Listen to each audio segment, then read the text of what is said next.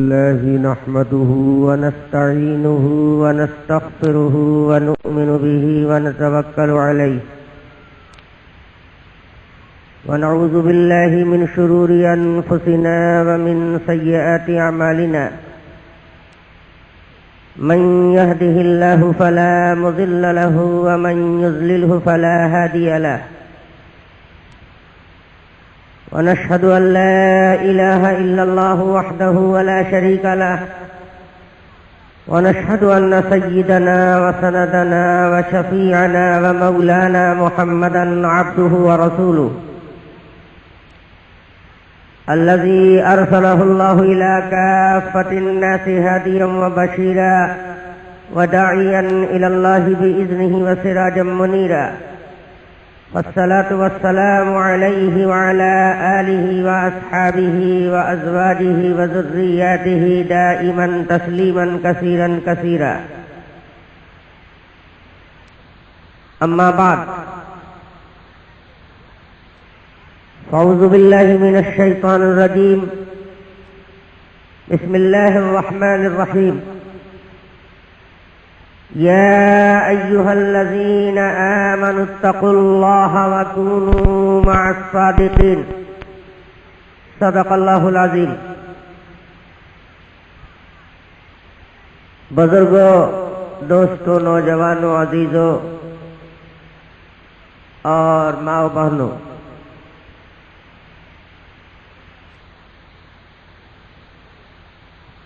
آج کا یہ پروگرام آپ کے 2 دن کے پروگراموں کا آخری اجلاس ہے اور امید یہ تھی کہ آج آپ حضرات کچھ پہلے تشریف لائیں گے اور آپ کا کچھ زیادہ وقت لیا جائے گا، لیکن میں دیکھ رہا ہوں کہ اب تک ہمارے بہت سارے بزرگ، بہت سارے نوجوان یہاں پہنچ نہیں پائے ہیں اور تاخیر سے پروگرام شروع ہوا ہے۔ کیونکہ پروگرام تاخیر سے شروع ہوا ہے تو قاعدے کے مطابق تاخیر سے ختم بھی ہونا چاہیے، لیکن کوشش کی جائے گی کہ ختم کرنے میں زیادہ دیر نہ کی جاوے، اس لیے کہ جلسے میں آنے والے حضرات سب ہماری ہی طرح بے عمل لوگ نہیں ہوتے، بہت سے دیندار لوگ اور نیک تہجد گزار لوگ بھی ہوتے ہیں، ان کا اپنا ایک معمول ہوتا ہے۔ رات کو زیادہ دیر تک جاگ جانے کے بعد ان کے معمول پر فرق آتا ہے اور بہت سارے نمازیوں کی جماعت چھوٹ جاتی ہے، کسی کی نماز بھی قضا ہو جاتی ہے۔ اب نماز قضا کرنے میں چاہے ان کی اپنی ہی کوتاہی کو دخل کیوں نہ ہو، لیکن وہ اپنا گناہ جلسہ کرانے والے کے سر پر تھوپنے کی کوشش کرتے ہیں۔ اگر ان کے عزیز قریب کے یہاں شادی ہو، بیاہ ہو، کوئی تقریب ہو، کوئی حادثہ ہو جائے تو بہت مرتبہ ایسا ہوتا ہے کہ رات کے 2 بجے تک انہیں جاگنا پڑتا ہے۔ اس شادی یا غم میں شرکت کی وجہ سے وہ رات کو معمول سے زیادہ جاگ جاتے ہیں، لیکن اس جاگنے کی وجہ سے اگر ان کے معمول پر کوئی فرق آ جائے تو مرنے والے کو گالی نہیں دیتے ہیں کہ مر گیا کمبخت اور اس کے جنازے میں جانے کی وجہ سے ہماری جماعت چھوٹ گئی۔ نالائق نے شادی کی اور اس کے ہاں دعوت کھانے میں اور کھانا تیار ہونے میں بہت دیر ہوئی، اس لیے ہماری تہجد قضا ہو گئی۔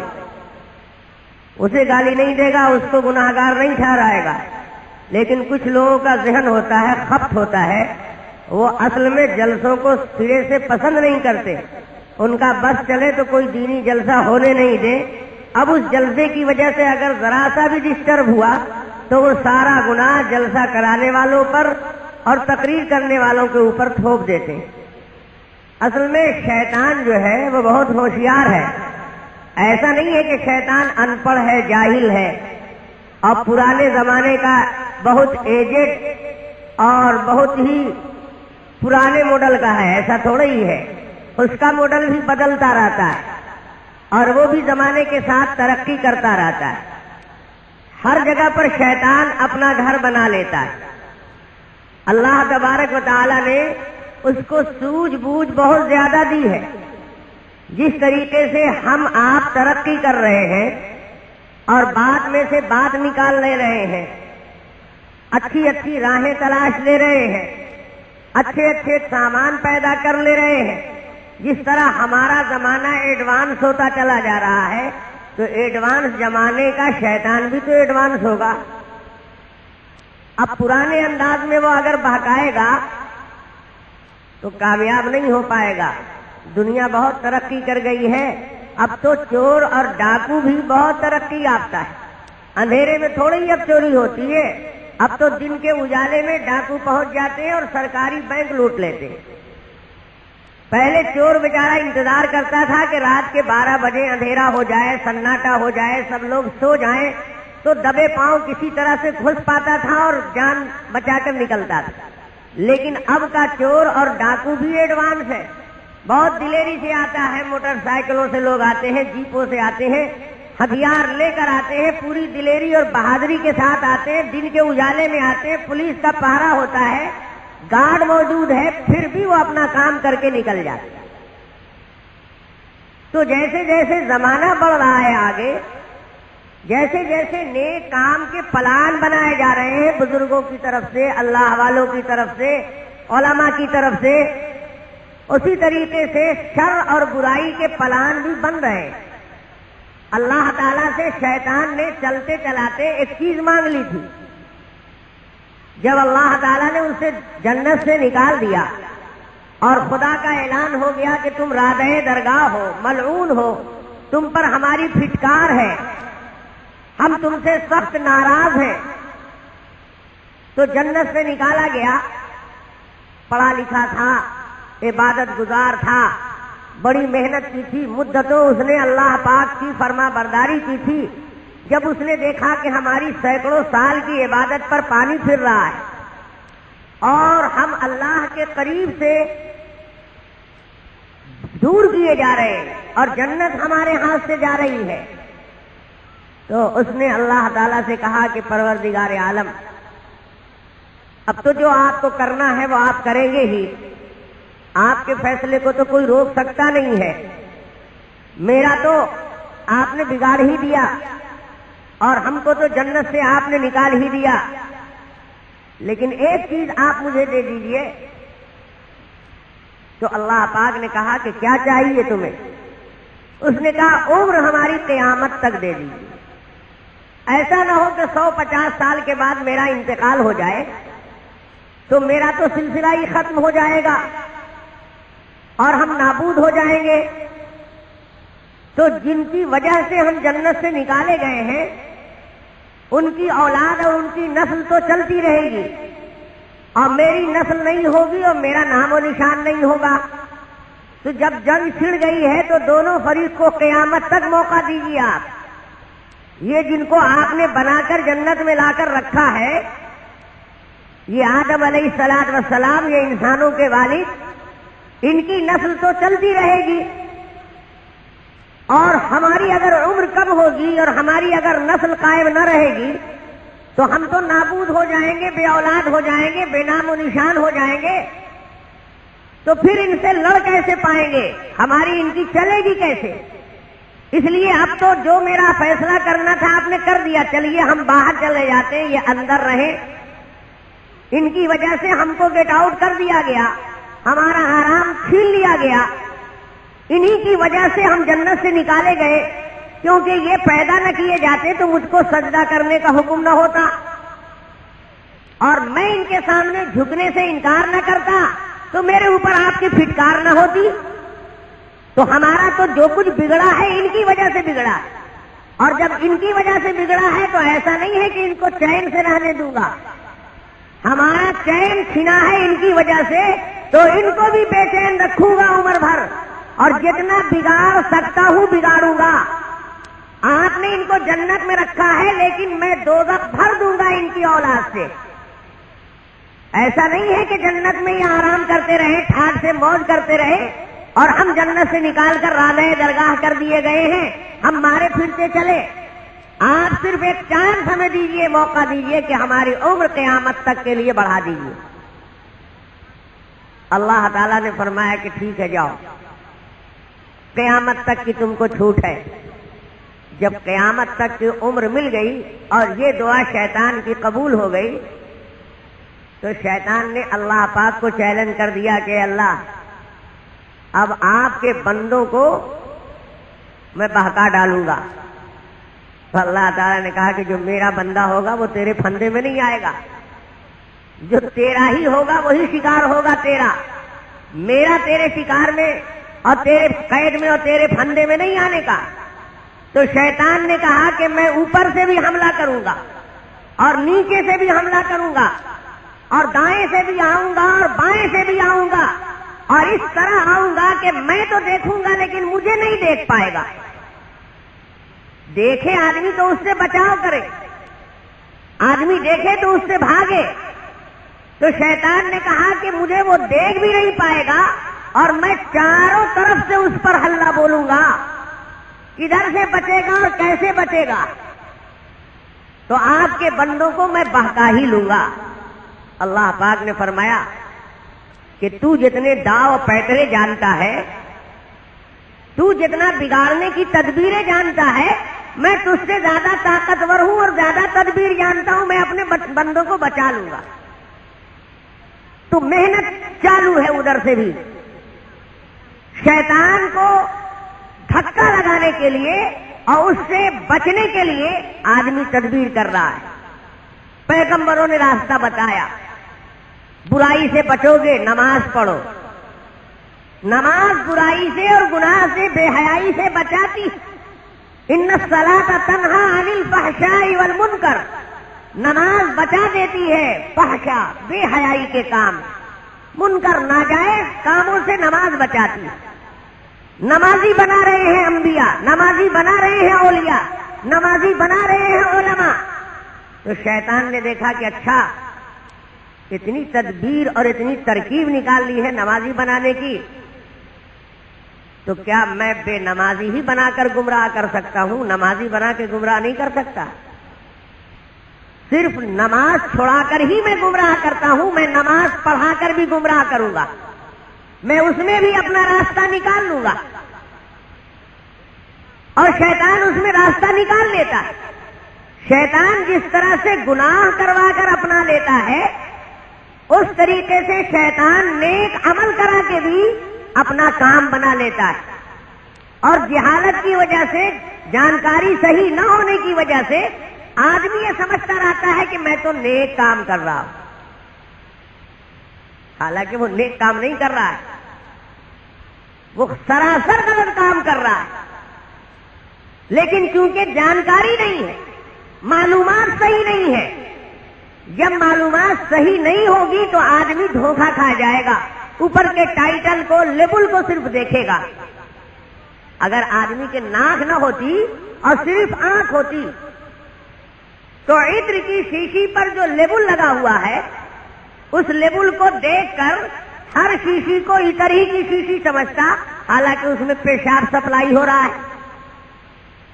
تو آنکھ سے شیشی لگا کر اگر دیکھے گا تو آنکھ تھوڑی بتائے گی کہ اس میں پیشاب ہے، شراب ہے یا عطر ہے، کیا ہے؟ آنکھ تو لیبل بتائے گی کہ ہاں اس پر عطر مجموعہ لکھا ہوا ہے۔ تو ناک نے فیصلہ کیا کہ اس میں خوشبو نہیں ہے، اس میں بدبو ہے۔ اب بے ناک والا آدمی چاہے کتنوں ہی تیز آنکھ والا ہو اور کتنوں ہی پاور کا چشمہ چڑھائے ہوئے ہو، وہ خوشبو اور بدبو میں فرق نہیں کر سکتا۔ اسی طریقے سے ان پڑھ آدمی، جاہل آدمی اور غیر عالم آدمی نیکی میں اور برائی میں فرق نہیں کر سکتا، اس لیے کہ اس کے پاس وہ ناک نہیں ہے جس سے وہ سونگھ کر پتہ لگائے کہ یہ خوشبو ہے یا بدبو ہے۔ بہت زیادہ سے زیادہ اس کے پاس آنکھ ہے، وہ دیکھے گا وہ یہ تو نماز ہے، عبادت ہے، یہ تو درود پاک ہے، یہ تو روزہ ہے، یہ تو بہت اچھا کام ہے، اس کو کرنا ہی چاہیے، اچھا کام ہے، کرتے چلے جاؤ، کرتے چلے جاؤ، لیبل لگا ہوا ہے اس پر اچھائی کا۔ لیکن اس کا حشر کیا ہوگا؟ اس کرنے کے بعد یہ محنت کارآمد بھی ہوگی، کچھ ملے گا بھی۔ خریدتے چلے جاؤ، ایسی جتنی شیشی زیادہ جمع کرو گے اتنا اپنے گھر میں بدبو کا سامان زیادہ جمع کر رہے ہو، کیونکہ صرف لیبل دیکھ دیکھ کر تم نے خریدا ہے اور ناک ہے ہی نہیں کہ چیک کرو اس کو کہ یہ خوشبو ہے یا بدبو ہے۔ تو جتنا زیادہ جمع کرو گے اتنا زیادہ بدبو جمع ہو رہی ہے، اتنی زیادہ گندگی جمع ہو رہی ہے۔ شیطان عالم کو اسی طریقے سے نہیں بہکاتا جیسے جاہل کو بہکاتا ہے۔ شیطان جس طرح شرابی کا شکار کرتا ہے اسی طرح نمازی کا شکار نہیں کرتا۔ ہر ایک کے لیے الگ الگ چارہ ہے، ہر ایک کے لیے الگ الگ تدبیر ہے۔ اس نے دیکھا کہ یہ تو بہت تہجد گزار آدمی، بہت متقی پرہیزگار آدمی ہے، یہ تو اپنی دکان چھوڑ سکتا ہے، اپنا گھر چھوڑ سکتا ہے، یہ تو اپنی دکان چھوڑ سکتا ہے، اپنا گھر چھوڑ سکتا ہے، اپنی اولاد کو چھوڑ سکتا ہے، اپنی بیوی کو چھوڑ دے گا، لیکن یہ نماز تو چھوڑ ہی نہیں سکتا کسی قیمت پر۔ تو اب اس کو کیسے بہکایا جائے، اپنے پھندے میں کیسے لایا جائے؟ تو اس سے نماز پڑھوا کر اپنا کام کر لیتا ہے۔ حضرت معاویہ رضی اللہ تعالی عنہ صحابی رسول، بہت اونچے مرتبے کے انسان۔ حضرت شیخ مجدد الفسانی رحمت اللہ علیہ بہت پائے کے ولی اور بڑے زبردست عالم گزرے ہیں اس ملک کے اندر۔ 100 سال کے لیے ایک مجدد اللہ بھیجتے۔ علماء فرماتے ہیں کہ ان کے کارنامے اور ان کی خدمات اور ان کے علم اور بزرگی نے 100 سال کے لیے دین کو زندہ نہیں کیا ہے بلکہ 1000 سال کے لیے زندہ کر دیا ہے۔ الف ثانی یعنی دوسرے 2000، 11ویں صدی ہجری کے یہ بزرگ تھے، تو 1000 تو گزر چکا تھا، اب گویا مستقل دوسرے 1000 کے لیے سال کے لیے دین کو انہوں نے زندہ کر دیا۔ اتنے بڑے ولی، انہوں نے اپنی مکتوبات شریف میں یہ واقعہ لکھا ہے جو میں آپ کو سنا رہا ہوں۔ فرماتے ہیں کہ حضرت معاویہ رضی اللہ تعالی عنہ جو صحابی رسول تھے، خلیفہ وقت تھے اور بڑے اونچے مرتبے کے انسان، رسول پاک صلی اللہ علیہ وسلم کے چہیتے تھے، اس لیے کہ حضور پاک صلی اللہ علیہ وسلم سے دو رشتہ تھا ان کا۔ ایک تو یہ صحابی تھے اور دوسرے رسول پاک صلی اللہ علیہ وسلم کے اپنے سالہ ہوتے تھے رشتے میں۔ حضرت ام حبیبہ رضی اللہ تعالی عنہا جو رسول پاک صلی اللہ علیہ وسلم کی بیوی تھی، ام المومنین تھی، وہ حضرت معاویہ کی اپنی بہن تھی۔ تو اس رشتے سے رسول پاک صلی اللہ علیہ وسلم سے اتنے قریب، پھر صحابی رسول اور پھر کاتب رسول۔ حضور پاک صلی اللہ علیہ وسلم اپنے ہاتھ سے تو لکھنا جانتے نہیں تھے، اس لیے کہ حضور تو ان پڑھ تھے، نہ کتاب دیکھ کر پڑھنا جانتے تھے اور نہ قلم سے ہاتھ سے لکھنا جانتے تھے، امی تھے آپ۔ امی کے معنی ہے مادر ذات، ماں کے پیٹ سے جیسے آیا ہے اسی حالت پر رہ گیا۔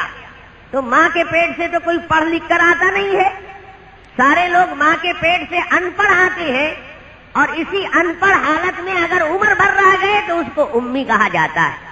ہمارے آقا سرور کائنات جناب محمد الرسول اللہ صلی اللہ علیہ وسلم امی تھے، یعنی حروف دیکھ کر پڑھنا نہیں جانتے تھے اور قلم سے لکھنا نہیں جانتے تھے۔ اللہ تعالیٰ ارشاد فرماتے ہیں ما کنت تتلو من قبلہ من کتاب وَلَا تَخُطُّهُ بِيَمِينِكَ إِذًا لَارْتَابَ الْمُبْطِلُونَ۔ اے میرے پیغمبر، آپ کسی کتاب کو پڑھنا نہیں جانتے تھے اور آپ اپنے داہنے ہاتھ سے لکھنا نہیں جانتے تھے۔ اگر آپ پڑھنا لکھنا جانتے تو یہ باطل پرست لوگ آپ کی نبوت میں شبہ پیدا کر دیتے، شبہ کرتے، شک نکال دیتے کہ یہ تو پڑھے لکھے آدمی تھے، پہلے ہی سے لکھنا پڑھنا جانتے تھے، تو ہو سکتا ہے کہ کوئی نایاب کتاب کہیں سے ان کے ہاتھ لگ گئی ہو اور اسی کو پڑھ پڑھ کر دیکھ دیکھ کر اسی سے علم کی بات کر رہے ہیں.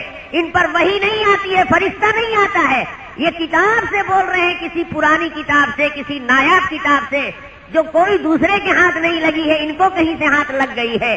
تو یہ پیغمبر نہیں ہے بلکہ کتاب سے دیکھ کر بول رہے ہیں. یہ شبہ کر دیتے تو میں نے آپ کو پڑھنے لکھنے کا علم ہی نہیں دیا کہ یہ کوئی شبہ کر سکے. جب ایک ان پڑھ آدمی علم کی بات کر رہا ہے اور وہ بھی اتنے اونچے علم کی بات کہ سارے پڑھے لکھے لوگ دنگ ہیں اس کے سامنے، تو اب اس کے پاس علم آ کہاں سے رہا ہے؟ ضرور فرشتے کے ذریعے اللہ انہیں علم دے رہا ہے. تو ان پڑھ ہونا رسول پاک صلی اللہ علیہ وسلم کی نبوت کی دلیل بنایا گیا. اور اللہ تعالیٰ نے ان پڑھ اس لیے بھی رکھا کہ اگر پیغمبر لکھنا پڑھنا سیکھے گا تو دنیا میں اس کا استاد کوئی ہوگا نہیں ہوگا. کسی سے جا کر پڑھے گا، کسی سے جا کر لکھنا سیکھے گا، تو جو نبی کو پڑھائے گا وہ نبی کا استاد کہلائے گا، جو نبی کو سکھائے گا وہ پیغمبر کا استاد کہلائے گا. اور استاد کا درجہ شاگرد سے بڑا ہوتا ہے، استاد کا احترام شاگرد کے اوپر فرض ہوتا ہے. اور اللہ پاک کو یہ گوارا پسند نہیں ہے کہ میرے محبوب کسی کا احترام کرے. ساری کائنات ان کا احترام کرے گی، ان سے بڑا کوئی نہیں ہے. یہ کسی کا ادب نہیں کریں گے، سب کو ان کا ادب کرنا. یہ کسی سے نہیں سیکھیں گے، یہ سب کو سکھانے والے بنائے گئے ہیں. اس لیے اللہ تعالیٰ نے آپ کو پڑھنا لکھنا نہیں سکھایا، موقع ہی نہیں دیا اس کا. یتیم پیدا کیا اللہ نے. جب آپ ماں کے شکم سے باہر آئے تو باپ نہیں تھے، دادا نے لیا. تھوڑے دن کے بعد دادا کا بھی انتقال ہو گیا، ماں کا بھی انتقال ہو گیا، چچا نے لیا. کچھ روز کے بعد چچا کو بھی اللہ پاک نے اٹھا لیا، کیونکہ اللہ تعالیٰ چاہتے نہیں ہیں کہ میرے نبی کی نگرانی کوئی دوسرا کرے. ان کو تو اپنی خاص نگرانی میں رکھنا ہے، اس لیے جو ان کا نگراں بن کر آئے گا اس کا پتہ کاٹ دیں گے، اس کا راستہ کلیئر کر دیا. تو اللہ تبارک و تعالی نے سرور کائنات آقائد عالم جناب محمد الرسول اللہ صلی اللہ علیہ وسلم کو امی رکھا. قرآن نے فخر کے ساتھ حضور کا لقب امی ذکر کیا ہے، النبی الامی. یہ ایسے پیغمبر ہیں کہ جو امی ہیں، ان پڑھ ہیں، جاہل نہیں ہے. جاہل ہونا اور بات ہے اور ان پڑھ ہونا اور بات ہے. حرف سے پہچان کر، حروف دیکھ کر، کتاب دیکھ کر پڑھنا نہیں جانتے، لیکن علم اللہ نے دیا ہے، وحی کے ذریعے اللہ نے جانکاری دے دی ہے. ان پڑھ ہونا دوسری چیز ہے اور بے علم ہونا دوسری چیز ہے. آج بھی بہت سے ایسے لوگ ہیں جو ان پڑھ ہیں لیکن کسی عالم کے ساتھ بہت زمانے تک رہ گئے تو ہزاروں سینکڑوں مسائل ان کو معلوم ہو گئے، بہت سی باتیں حدیثیں معلوم ہو گئی. تو کتاب میں دیکھ کر تو نہیں جانتا وہ حدیث کو، کتاب میں دیکھ کر وہ مسائل کو تو نہیں جانتا، لیکن بے علم نہیں ہے، جانکار ہے، جانکاری ہے اسے. تو ان پڑھ تو ہے لیکن جاہل نہیں ہے. اللہ کے حبیب عقائد عالم سرور کائنات صلی اللہ علیہ وسلم ان پڑھ تھے، جاہل نہیں تھے، بے علم نہیں تھے. علم تو اللہ پاک نے سب سے زیادہ آپ کو عطا فرمایا، کوئی آپ کے ٹکر کا علم میں ہے ہی نہیں. اللہ کے بعد سب سے زیادہ علم والے نبی اکرم سرور کائنات صلی اللہ علیہ وسلم ہیں. ہاں ان پڑھ تھے، لکھنا پڑھنا نہیں جانتے تھے. تو دوسرے کو جب خط لکھنا ہوتا، کسی کے پاس کوئی پیغام بھیجنا ہوتا، تو حضور پاک صلی اللہ علیہ وسلم جو صحابی لکھے پڑھے تھے ان سے آپ لکھواتے تھے. حضور بولتے جاتے تھے اور وہ صحابی لکھتا جاتا تھا. جب خط پورا ہو جاتا تو خط تو حضور کی طرف سے جا رہا ہے، تو دستخط تو رسول پاک صلی اللہ علیہ وسلم کا ہونا چاہیے اس پر. وہ صحابی دستخط تو کرے گا نہیں تو مضمون خط اسی کی طرف سے ہو جائے گا. اور خط اس کی طرف سے ہے نہیں، خط تو رسول پاک صلی اللہ علیہ وسلم کی طرف سے. تو اس مشکل کو آسان کرنے کے لیے رسول پاک صلی اللہ علیہ وسلم کو صحابہ نے مشورہ دیا کہ آپ ایک انگوٹھی بنا لیجئے اور اس انگوٹھی پر اپنا نام کندہ کروا لیجئے. اور اس کے ذریعے سے خط پر مہر لگا دیجئے۔ اب مہر لگانے کے بعد آپ کا نام، آپ کا دستخط، سگنیچر اس پر آ جائے گا، تو یہ خط آپ کی طرف سے بن جائے گا۔ اور مہر لگانے کے بعد خط کی پوزیشن گارنٹیڈ ہو جاتی ہے، یقینی ہو جاتی ہے، اور بڑے بڑے بادشاہ لوگ بھی اس کا اعتبار کرتے ہیں، وزن محسوس کرتے ہیں۔ اس لیے آپ جب بادشاہوں کے نام خط لکھنے جا رہے ہیں تو عرب کے باہر میں، عجم میں جو بادشاہ لوگ ہیں بغیر مہر والے خط کو اہمیت نہیں دیتے، تو رسول پاک صلی اللہ علیہ وسلم نے انگوٹھی بنوائی اور اس پر مہر کے لیے نام لکھوایا۔ حضور پاک صلی اللہ علیہ وسلم کا نام رسالت کے اعلان کے ساتھ تھا، اس لیے کہ جہاں بھی آپ دین کی دعوت پیش کرتے تھے تو سب سے نمبر 1 پر اپنا پیغمبر ہونا بتاتے کہ تم مجھ کو اللہ کا رسول مانو۔ تو اس انگوٹھی کے نگ پر محمد الرسول اللہ لکھا ہوا، لیکن واقعی پیغمبر کی ذات کتنی ذہین ہوتی ہے، اور نبی توحید کی حفاظت کس طرح کرتا ہے۔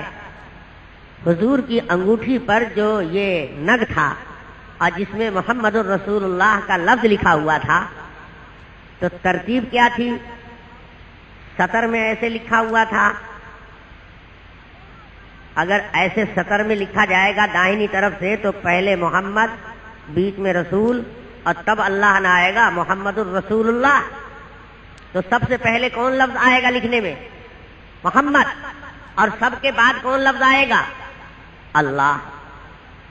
تو سیدھی سطر میں اگر لکھتے تو اپنا نام اوپر آ جاتا، پہلے آ جاتا۔ داہنی طرف سے اگر لکھا جاتا سطر میں سیدھی تو حضور کا نام پہلے آتا، اللہ کا نام بعد میں آتا، اور اگر اوپر نیچے کر کے سطر لکھتے تو محمد کا لفظ سب سے اوپر ہوتا اور اللہ کا نام سب سے نیچے ہو جاتا، اور یہ بات اسلام کے نظریے کے خلاف تھی۔ حضور تو ساری بڑائی اللہ کی بتانے کے واسطے آئے تھے، سب سے اونچا اللہ کو بتانے کے لیے آئے تھے، تو نبی کریم صلی اللہ علیہ وسلم نے پسند نہیں فرمایا اس کو۔ سب سے پہلے اوپر لفظ اللہ، بیچ میں اس کے بعد رسول، اور سب سے نیچے لفظ محمد۔ تو محمد کا لفظ سب سے نیچے اور رسول بیچ میں اور اللہ سب سے اوپر، نیچے سے اوپر پڑھا جاتا تھا مہر لگانے کے بعد اس کو۔ اس سے سمجھ میں آیا کہ پیغمبر اللہ تعالی کی توحید کو برقرار رکھنے کے لیے اپنی طرف سے اتنی تواضع، اتنے انکسار کا اظہار کرتا ہے کہ صرف ترتیب میں بھی اس کی رعایت رکھی ہے۔ حالانکہ اگر تحریر میں لفظ اللہ بعد ہی میں آ جاتا، لیکن عقیدے میں تو سب سے پہلے تھا، ایمان میں تو سب سے پہلے تھا، تو کوئی فرق نہیں پڑتا، لیکن ظاہری طور پر بھی اس کی عظمت کو برقرار رکھنے کے لیے اور اللہ کی بڑائی کو اور اپنے آپ کو اس کے مخلوق ہونے کے اعلان کو، نبی ہونے کے اعلان کو، رسول ہونے کے اعلان کو اللہ کے حبیب سرور کائنات صلی اللہ علیہ وسلم نے اس کی بھی رعایت رکھی، اور اس لیے ہر جگہ پر حضور پاک صلی اللہ علیہ وسلم نے اپنی شان پر اور اپنے کمال کو پہلے رکھا ہے۔ ہر جگہ اشہد ان محمدن عبدہ ورسولہ، یہ نہیں رسولہ عبدہ نہیں، کیونکہ رسول میں حضور کے مرتبے کا اعلان ہے، آپ کی شان ظاہر ہوتی ہے، اور عبد میں آپ کی تواضع اور خاکساری ظاہر ہوتی ہے۔ تو رسول پاک صلی اللہ علیہ وسلم نے عبد کے لفظ کو پہلے رکھا اور رسول کے لفظ کو بعد میں رکھا۔ یہی انبیاء کا مزاج ہے، اس سے ان کی حیثیت گھٹ نہیں جاتی۔ عبد پہلے کر دینے سے کیا ان کی رسالت میں کوئی کمی آ گئی؟ پوزیشن ڈاؤن ہو گئی؟ معاذ اللہ کوئی کمی نہیں آئی، لیکن نبی کریم صلی اللہ علیہ وسلم کی تعلیم یہ ہے کہ اللہ کے سامنے بندہ اپنے کو کم دکھائے، کم سے کم لگائے، اپنی کوئی حیثیت نہ جتائے، اگر وہ پوزیشن والا بھی ہے تو اس کے سامنے بلا پوزیشن آئے، کیونکہ وہی داتا ہے۔ یہ پوزیشن ملی کہاں سے؟ اسی نے تو یہ پوزیشن دی ہے، تو اسی کے سامنے آؤ گے ایٹتے ہوئے، اکڑتے ہوئے کہ آپ اگر خدا ہیں اور آپ بڑی شان والے ہیں تو ہم بھی چھوٹی شان رکھتے ہیں۔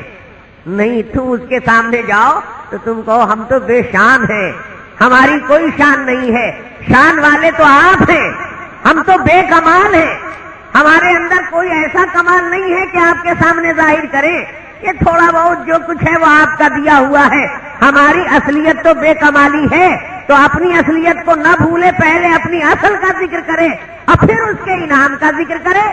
اس لیے کلمے میں بھی اور ہر جگہ پر نبی کا پاک سرور کائنات صلی اللہ علیہ وسلم نے عبد کا لفظ اپنے لیے مقدم رکھا اور رسول کا لفظ مؤخر رکھا، کہیں پر اس کے خلاف نہیں نظر آئے گا، کہیں نہیں دیکھو گے محمدن رسولہ و عبدہ، نہیں، عبدہ و رسولہ، عبد پہلے سے ہے، ہماری اصلیت تو عبدیت ہے، ہماری اصلیت تو مخلوق ہونا ہے، اور یہ مرتبہ ملا ہے آپ کے دینے سے، یہ ہمارا کمایا ہوا تو مرتبہ ہے نہیں، ہم نے اپنی محنت سے تو حاصل نہیں کیا، آپ کی نوازش، آپ کا کرم ہو گیا تو ہم بھی رسول بن گئے، پیغمبر بن گئے، رسولوں کے امام بن گئے، آپ نے امام بنایا تو امامت ملی، ہم کوئی اپنے گھر سے تو لے کر نہیں آئے تھے، یہ ہماری کمائی تو نہیں ہے۔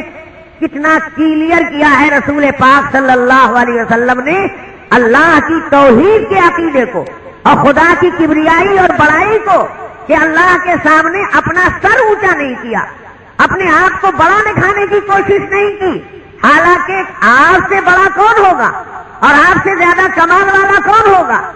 کمال والوں کی پہچان یہی ہے کہ وہ اپنے کو بے کمال بتاتے ہیں، اب بے کمال آدمی کی پہچان یہی ہے کہ وہ اپنے کو کمال والا دکھائے گا۔ جاہل سے پوچھے گا کوئی کہ آپ جاہل آدمی ہیں تو 15 گالی دے گا، تیرا باپ جاہل ہو، تیرا دادا جاہل ہو، تو کیا سمجھتا ہے مجھ کو؟ میں جاہل آدمی ہوں، کبھی جاہل نہیں سمجھے گا، جاہل اپنے کو جاہل نہیں، وہ تو علامہ بنا رہے گا۔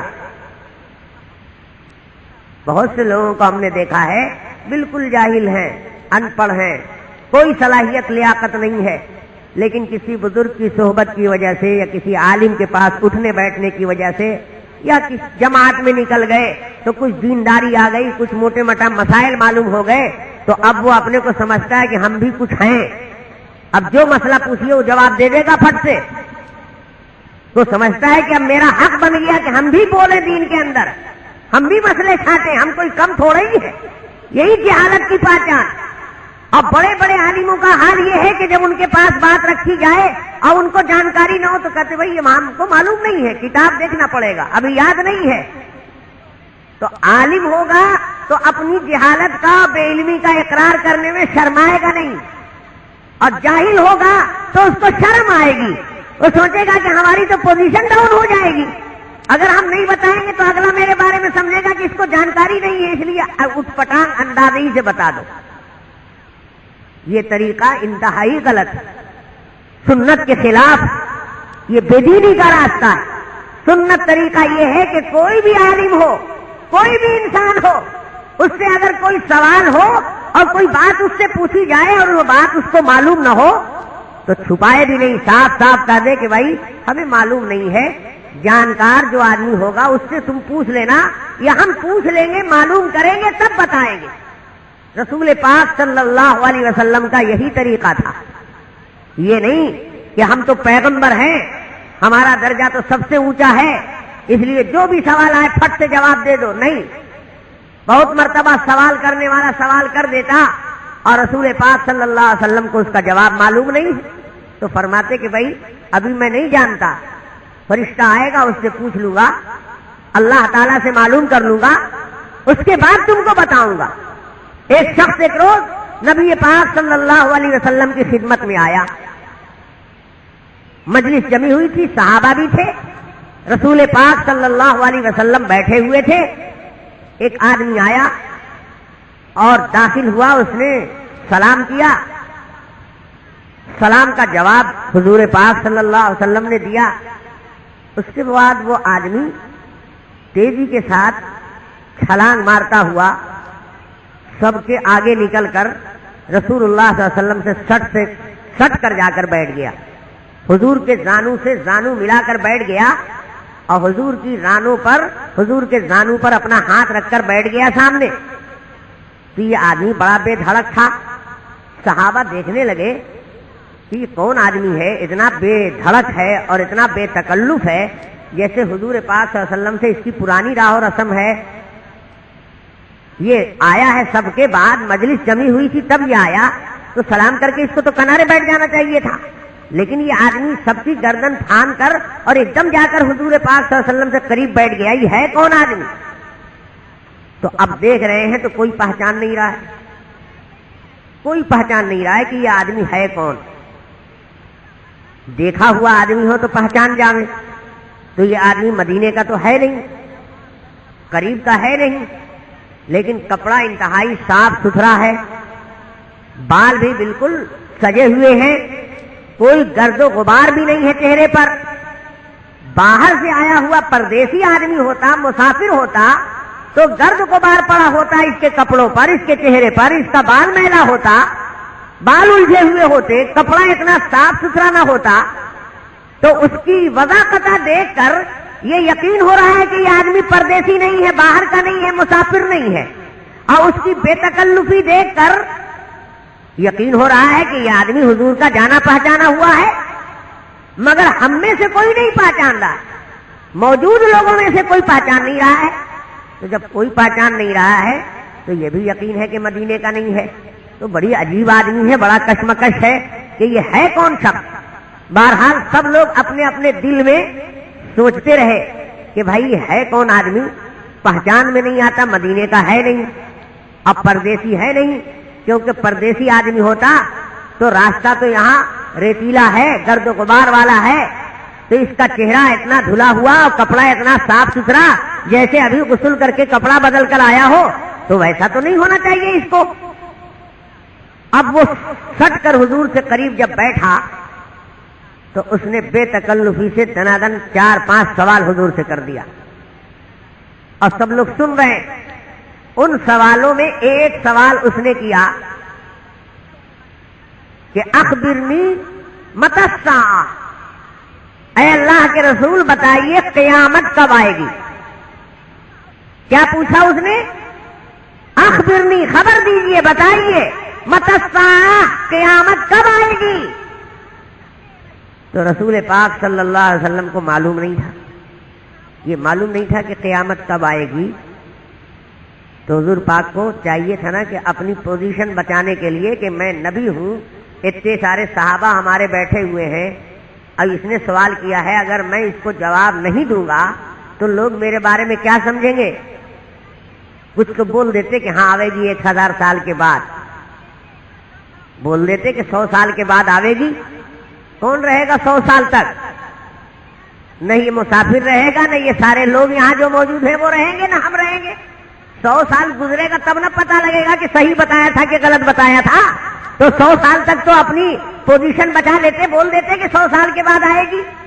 لیکن نہیں، حضور کو معلوم نہیں تھا، تو آپ صلی اللہ علیہ وسلم نے اپنی بے علمی کو چھپایا نہیں، اس کو فوراً جواب دیا، مل مسئول عنہا بعالم من السائل. اے پوچھنے والے، جس سے تم پوچھ رہے ہو قیامت کے بارے میں، وہ تم سے زیادہ نہیں جانتا ہے. جتنا تم جانتے ہو قیامت کے بارے میں اتنا ہی ہم جانتے ہیں. تم کو قیامت کا ٹائم نہیں معلوم ہے تو ہم کو بھی قیامت کا ٹائم نہیں معلوم. ایک نہیں، سینکڑوں حدیثوں میں آتا ہے کہ رسول پاک صلی اللہ علیہ وسلم کی خدمت میں سوال کرنے والے نے سوال کر دیا اور اللہ تعالیٰ نے ابھی تک بتایا نہیں تھا تو معلوم نہیں تھا. تو حضور نے جواب میں اپنے آپ کو چھپایا نہیں، گول مول جواب نہیں دے دیا، ٹال مٹول نہیں کر دیا، کلیئر صاف کہا کہ میں نہیں جانتا ہوں، پوچھ کر بتاؤں گا، وہی آئے گی تب بتاؤں گا، فرشتہ آئے گا تو معلوم کر کے بتاؤں گا. ایک مرتبہ یہودیوں نے سکھا کر ایک سوال حضور پاک صلی اللہ علیہ وسلم کے پاس بھیجا. یہودی عالموں نے آزمانے کے لیے سوال بھیجا. آنے والے نے سوال کیا، اللہ کے رسول بتائیے دنیا میں سب سے بری جگہ کون ہے؟ حضور پاک صلی اللہ علیہ وسلم کو معلوم نہیں تھا. آپ نے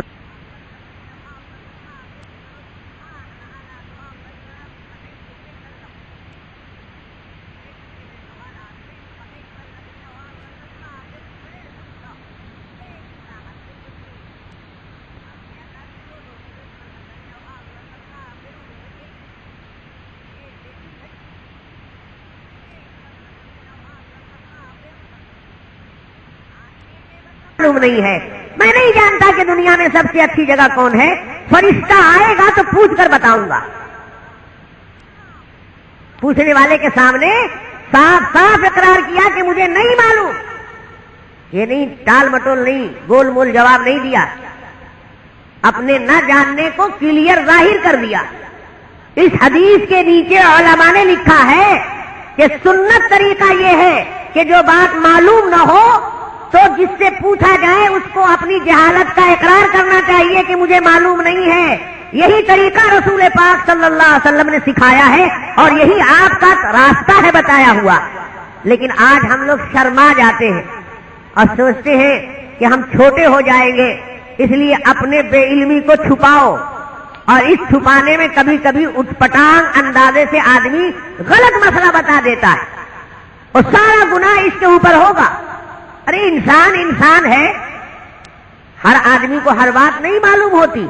دنیا میں کوئی ایسا آدمی نہیں ہے جس کو ساری بات معلوم ہو, اور بہت مرتبہ تو معلوم جو بات ہے وہ بھی دماغ میں نہیں رہتی, وہ بھی ذہن سے نکل جاتی. حالانکہ معلوم ہے لیکن ابھی ذہن کام نہیں کر رہا, ابھی حافظے میں یاد کرنے سے وہ چیز نہیں آ رہی ہے.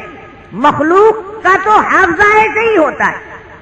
اللہ پاک کو بھول نہیں ہے, اللہ پاک کو نہ نیند آتی ہے, نہ اونگ آتی ہے, نہ اس کا علم کہیں غائب ہوتا ہے. وہ ہر ذرے کو, ہر چیز کو ہر وقت جان رہا ہے. اور دوسرا کوئی ایسا نہیں ہے اس سے بھول ہو جائے گی, اس سے بہت سی چیز حافظے سے نکل جائے گی, اور ہزاروں چیزیں ایسی ہیں جو دوسروں کو معلوم ہے, اس بیچارے کو نہیں معلوم ہے. تو اس میں عیب نہیں, یہ عیب کی چیز نہیں ہے کہ لوگ جان جائیں گے کہ یہ بات معلوم نہیں ہے ان کو, یہ مسئلہ نہیں جانتے, تو ہمارے قد چھوٹا ہو جائے گا, حیثیت گھٹ جائے گی. نہیں, بڑے بڑے اکابر علماء, محدثین اور انبیاء کا طریقہ, صحابہ کا طریقہ یہ رہا ہے کہ جانکاری جب نہیں ہے تو صاف کہتے ہیں مجھے معلوم نہیں ہے. جاننے والے سے پوچھ کر بتاؤں گا, دیکھ کر بتاؤں گا. تو اس دن رسول پاک صلی اللہ علیہ وسلم نے دونوں سوال کے جواب میں فرمایا لا اعلم, میں نہیں جانتا. سب سے بری جگہ کون ہے مجھے نہیں معلوم, سب سے اچھی جگہ کون ہے مجھے نہیں معلوم ہے. ہاں جبرائیل امین آئیں گے ہمارے پاس تو پوچھ کر بتاؤں گا. جبرائیل امین آئے تو رسول پاک صلی اللہ علیہ وسلم نے فرمایا کہ اے جبرائیل ایک بات بتاؤ, دنیا میں سب سے بری اور خراب جگہ کون ہے؟ جبرائیل امین نے کہا کہ یہ مسئلہ تو ہم لے کر آئے نہیں ہیں, ہم کو تو اللہ نے ابھی دوسری وحی دے کر بھیجا ہے, دوسرا مسئلہ سکھا کر بھیجا ہے, تو جو اللہ بتاتے ہیں وہی میں لا کر دیتا ہوں. تو یہ مسئلہ تو اللہ نے ابھی دیا نہیں تھا, یہ اس وحی کو لے کر تو ہم نہیں آئے, تو ہم نہیں جانتے کہ سب سے بری جگہ کون ہے. اب اللہ کے پاس جائیں گے تو پوچھ کر اب کے آئیں گے تو بتائیں گے. رسول پاک صلی اللہ علیہ وسلم نے کہا کہ اے جبرائیل اچھا یہ بتاؤ سب سے اچھی جگہ کون ہے؟ فرمایا کہ مجھے یہ بھی معلوم نہیں ہے, اللہ تعالیٰ سے اس کی ضرورت ہی نہیں پیش آئی کہ پوچھیں, اور اللہ نے یہ چیز ابھی دے کر بھیجا نہیں ہے. اب جاؤں گا اللہ کے پاس تو اب کے پوچھ کر آؤں گا تو بتا دوں گا. اب رسول پاک صلی اللہ علیہ وسلم نے فرشتے سے پوچھا تو فرشتے نے بھی اپنی بے علمی کا اظہار کیا. علماء فرماتے ہیں, محدثین نے لکھا ہے کہ فرشتوں کی سنت بھی یہی ہے کہ جو چیز معلوم نہ ہو تو فوراً اس کے بے علمی کا اقرار کر لے. یہ نہیں کہ سوچے میری پوزیشن ڈاؤن ہو جائے گی. دیکھو جبرائیل امین نے بھی کہا کہ میں نہیں جانتا, لا عالم. اب جبرائیل امین جب واپس گئے اور اللہ پاک نے پھر ان کو وحی کے لیے قریب کیا تو وہاں جبرائیل امین نے پوچھا, اللہ تعالیٰ نے بتا دیا کہ سب سے بری جگہ فلاں ہے اور سب سے اچھی جگہ فلاں ہے. اب جبرائیل امین حضور کے پاس آئے تو رسول پاک صلی اللہ علیہ وسلم نے پوچھا کہ اے جبرائیل, میں نے جو پہلے سوال کیا تھا اور تم نے کہا تھا کہ ہمیں معلوم نہیں ہے, اللہ سے معلوم کر کے بتاؤں گا, تو اللہ تعالیٰ سے معلوم کیا یا نہیں؟ جبرائیل امین نے کہا کہ ہاں معلوم کر لیا ہے. اللہ تعالیٰ فرماتے ہیں کہ شر البقاء الاسواق, دنیا میں سب سے بری جگہ بازار ہے, وخیر البقاء المساجد, اور سب سے عمدہ جگہ مسجد ہے.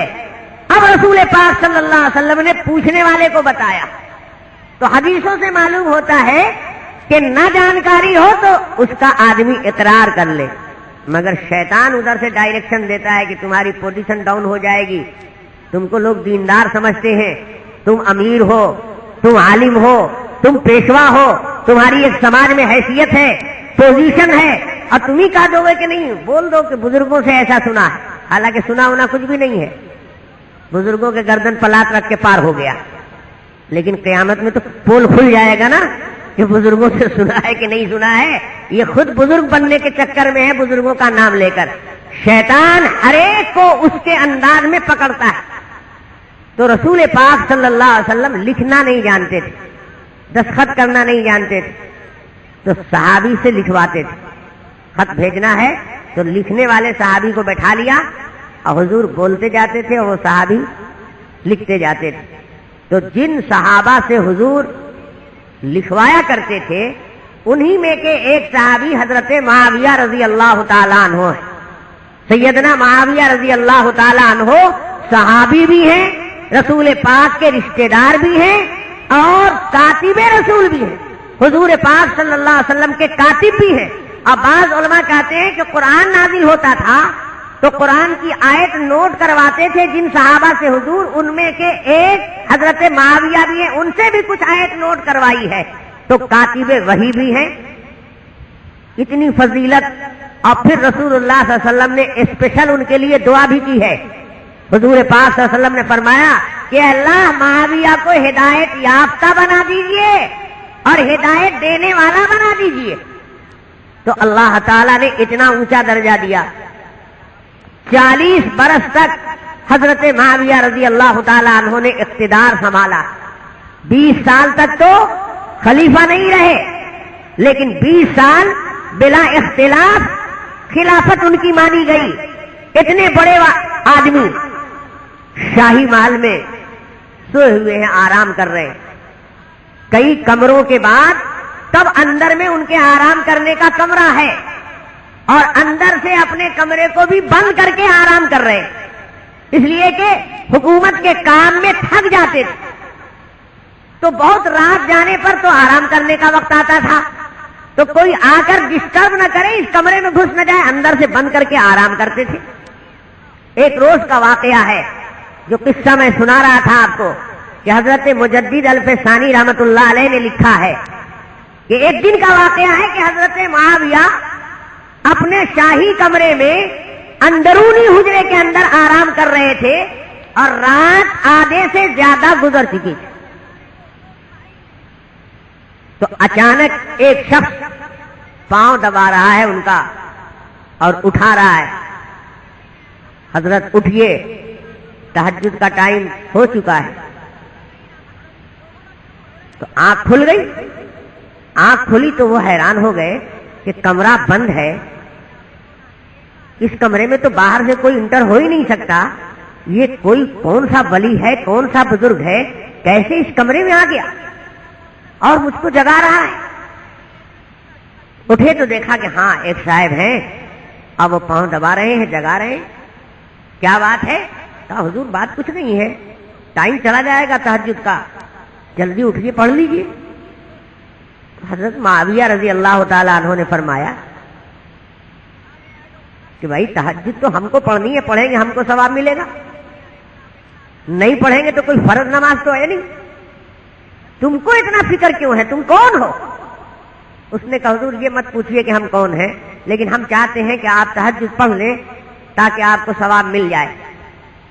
اب حضرت معاویہ کو اور زیادہ شبہ ہوا کہ آخر یہ ہے کون شخص، ارے نماز کے لیے جگانا تھا تو باہر سے کمرہ پیٹتا، نماز ہی کے لیے تو جگانا تھا، یہ اندر آیا کیسے؟ کمرہ بھی بند ہے، ہر طرف سے پیک نہیں، آپ بتائیے کہ آپ ہیں کون؟ کہا حضور اب آپ جب نہیں مانتے ہیں تو میں بتا ہی دیتا ہوں آپ کو، میں شیطان ہوں۔ کہا شیطان اور نماز پڑھانے کے لیے آیا ہے؟ یہ تو بہت الٹی بات ہے، تیرا کام تو نماز چھڑانا ہے، نماز پڑھوانا تیرا کام نہیں ہے، تو تو نماز پڑھوانے کے لیے کیسے آیا؟ شیطان تو ہے، یہ تو میں مان گیا، اس لیے کہ اگر شیطان نہ ہوتا تو بلا ویزا پاسپورٹ کے آتا کیسے یہاں؟ ہر طرف سے بند ہے اور تو کمرے میں آ گیا، تو یقیناً تو بولتا ہے کہ میں شیطان ہوں، تو شیطان تو ہے تو آ سکتا ہے اس کمرے میں، تو آ سکتا ہے، داخل ہو سکتا ہے، اس لیے تیرا شیطان ہونا تو ہم کو مان لینا ہے، مگر یہ بتا کہ تو جب شیطان ہے تو نماز کے لیے کیسے جگا رہا ہے، اٹھا رہا ہے؟ تجھ کو تو نماز چھوڑا دینی چاہیے تھی۔ تو اس نے کہا کہ حضور آپ کا جتنا بڑا مرتبہ ہے اور آپ کا جو علم ہے وہ آپ کی حفاظت کرتا ہے، اگر میں آپ کو بہکاؤں اس طرح کہ نماز چھوڑ دیجئے تو آپ میرے پھندے میں نہیں آئیں گے، تو آپ کو بہکانے کے لیے ہم کو عالمانہ پیترا چلنا پڑا ہے، جاہل کی طرح سے آپ تھوڑے شیشے میں اتریں گے۔ آپ کو تہجد میں جو پڑھا رہا ہوں تو اس لیے نہیں کہ نماز پڑھوانا میرا کام ہے، نہیں، میرا کام تو چھڑوانا ہی ہے، لیکن اصل میں نقصان جب ہوتا ہے تو بڑے نقصان کے مقابلے میں چھوٹا نقصان قبول کر لینا چاہیے۔ دیکھیے کل بھی آپ کی تہجد کی نماز چھوٹ گئی تھی، آپ بہت لیٹ سے سوئے تھے، تھکے ہوئے تھے، آنکھ نہیں کھلی تو تہجد کی نماز آپ کی چھوٹ گئی، تو آج دن میں آپ کو بہت صدمہ ہوا اور بہت غم ہوا تہجد چھوٹ جانے سے، تو آپ نے کام یہ کیا کہ چلو 8 رکعت تہجد ہم پڑھتے تھے، 6 رکعت تہجد پڑھتے تھے، 12 رکعت تہجد کی نماز پڑھتے تھے، اور وہ رات کو چھوٹ گئی تو نفل ہی نماز تو تھی، نفل نماز پڑھنے کے لیے تو اللہ تعالیٰ نے ہر وقت چھوٹ دیا ہے، دن میں ہم پڑھ سکتے ہیں جتنا نفل چاہیں، تو 12 رکعت ہماری اگر تہجد چھوٹ گئی ہے تو دن میں 24 رکعت نفل پڑھ لیں گے، تب تو کچھ میک اپ ہو جائے گا ثواب۔ تو کل آپ کی تہجد رات کی چھوٹ گئی تھی تو 12 رکعت چھوٹ گئی تھی، تو دن میں 24 رکعت آپ نے پڑھ لیا، تو ہم کو تو روز 12 ہی جوتا لگتا تھا، آج تو 24 جوتا لگ گیا، تو ہم نے سوچا کہ کہیں ایسا نہ ہو کہ آج بھی چھوٹ جاوے تو کل 24 برسے میرے اوپر، تو میں اسی لیے جگا رہا ہوں کہ 12 ہی ہمارے اوپر پڑے۔ میں آپ کی ہمدردی میں نہیں آیا ہوں، میں اپنی ہمدردی میں آیا ہوں کہ میرا نقصان نہ جگانے میں ہے، تہجد نہ پڑھوانے میں میرا زیادہ نقصان ہو جائے گا، اس لیے میں چاہتا ہوں کہ میرا کم ہی نقصان ہو۔ یہ واقعہ کہاں لکھا ہوا ہے؟ میں نے ثبوت اور حوالہ صرف اس لیے دے دیا کہ آپ اس کو قصہ کہانی نہ سمجھیں، یہ قصہ کہانی نہیں ہے، اپنے زمانے کے بہت بڑے ولی اور بہت چوٹی کے عالم حضرت مجدد الفسانی رحمت اللہ علیہ نے مکتوبات شریف میں یہ واقعہ لکھا ہے، اور واقعہ کس کا لکھا ہے؟ سیدنا معاویہ رضی اللہ تعالی عنہ کا لکھا ہے۔ تو عالم کو بہکانے کا، دیندار کو بہکانے کا وہ طریقہ شیطان نہیں اپناتا ہے جو جاہل اور گوار کو بہکانے کے لیے اپناتا ہے۔ تو کوئی یہ نہ سمجھے کہ ہم تو دیندار ہیں، ہم تو خوب نماز پڑھ رہے ہیں، اچھا خوب پڑھ رہے ہو تو شیطان بھی پڑھوا سکتا ہے، یہ نہ سمجھو کہ ہر نیک کام صحیح جذبے سے ہوتا ہے، نیک کام بھی غلط ڈھنگ سے کروا دیتا ہے شیطان، اور ایسا مارے گا داؤ کہ پتہ نہیں چلے گا، اس لیے کہ اس کا کام تو ذرا سا شیرہ لگا دینا ہے نا، ذرا سا شیرہ لگا دیتا ہے اور اس کے بعد ایک دم معصوم بن کر چلا کنارے لگ جائے گا اور یہاں سارا معاملہ بگڑ جائے گا۔ ایک بزرگ نے ایک مرتبہ ایک شیطان کو پکڑا، کہا نالائق کمبخت، تو بہت خون خرابہ کراتا ہے، بہت لڑواتا ہے لوگوں کو اور انسانوں کو کٹوا دیتا ہے، تیری وجہ سے آبادی ویران ہو جاتی ہے، گھر ویران ہو جاتے ہیں، تو بہت بڑا ظالم ہے۔ اس نے کہا حضور کس نے میری شکایت آپ سے کی ہے؟ میں ہوں شیطان ضرور لیکن اتنا بڑا پاپی نہیں ہوں، میں کسی کو لڑاتا بھڑاتا نہیں، کسی کا گھر برباد نہیں کرتا، وہ تو سارا کام کرتے ہیں آدمی لوگ اور میرے سر پر رکھ دیتے ہیں ساری گٹھری گناہ کی، میرا قصور نہیں ہے، سب قصور ان کا ہے۔ کہا نہیں تمہارا سب قصور ہے۔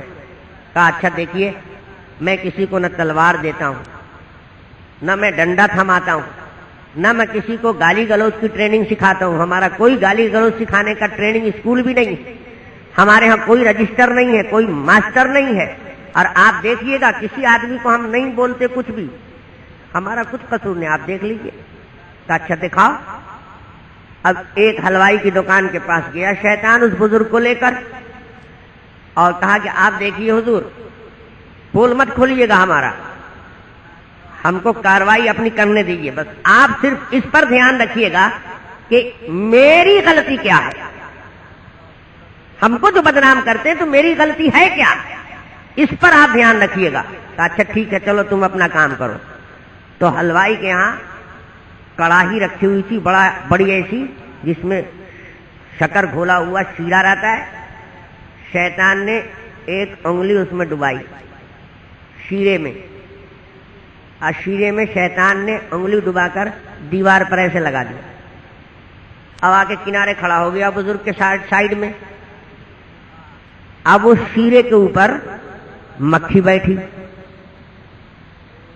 مکھی جب اس کے اوپر بیٹھی تو دیوار سے چھپکلی آئی اس مکھی کو نگلنے کے لیے. اب ادھر سے جب چھپکلی آئی تو بلی جو تھی وہ چھپکلی پکڑنے کے لیے کودی. اب بلی کو جب دیکھا کتے نے تو ادھر سے کتے نے جھاؤ جھاؤ کر کے حملہ کر کے دیا بلی کے اوپر. اب بلی کتے کے اس جھگڑے میں کڑاہ الٹ گیا. اب اس کے کڑاہی کا سارا شیرہ گر گیا. جب شیرہ گر گیا تو حلوائی غصے میں اٹھا اور کتے کے مالک سے کہا کہ میرا اتنا نقصان ہوا دے دو. مالک نے کہا کہ میں کیوں دے دوں، میں تیرا کڑاہ پکڑنے گیا تھا کیا، الٹنے گیا تھا، میں نے کتے کو للکارا تھا کیا، کتا میں نے اس لیے تھوڑی لایا تھا. ارے کتا تو بے عقل جانور ہے، ایسا ہو گیا. اس نے کہا میرا تو چلا گیا، تم بے عقل بن کر کے نکل جاؤ گے، ہمارا اتنا جو نقصان ہوا ہم غریب آدمی کہاں سے لائیں گے، دینا ہی پڑے گا. وہ کہتا ہمارا کوئی قصور نہیں، ہم نہیں دیں گے. اب کہتا ہے تم 4 آدمی کو جمع کرو. حلوائی کہتا ہے 4 آدمی کو کیوں جمع کریں گے، تمہارے کتے نے 4 آدمی کو پہلے جمع کیا تھا. غصہ تھا کہ نالائق جب بھوکے مر رہا تھا تو دعا کرنے کے لیے اور اللہ کے پاس سفارش کرنے کے لیے مجھ سے کہتا تھا، اور آج جب ہم نے اس کو صرف اتنے میں سے اتنا نکالنے کے لیے کہا اور اتنا کچھ سمجھایا تو ایک بات بھی سننے کو تیار نہیں، الٹے مجھے کو سمجھا رہا ہے. تو موسیٰ علیہ السلام طور پر جب گئے اللہ سے گفتگو ہوئی. اللہ تعالی نے کہا ہو گیا کیس مقدمہ ہو گیا.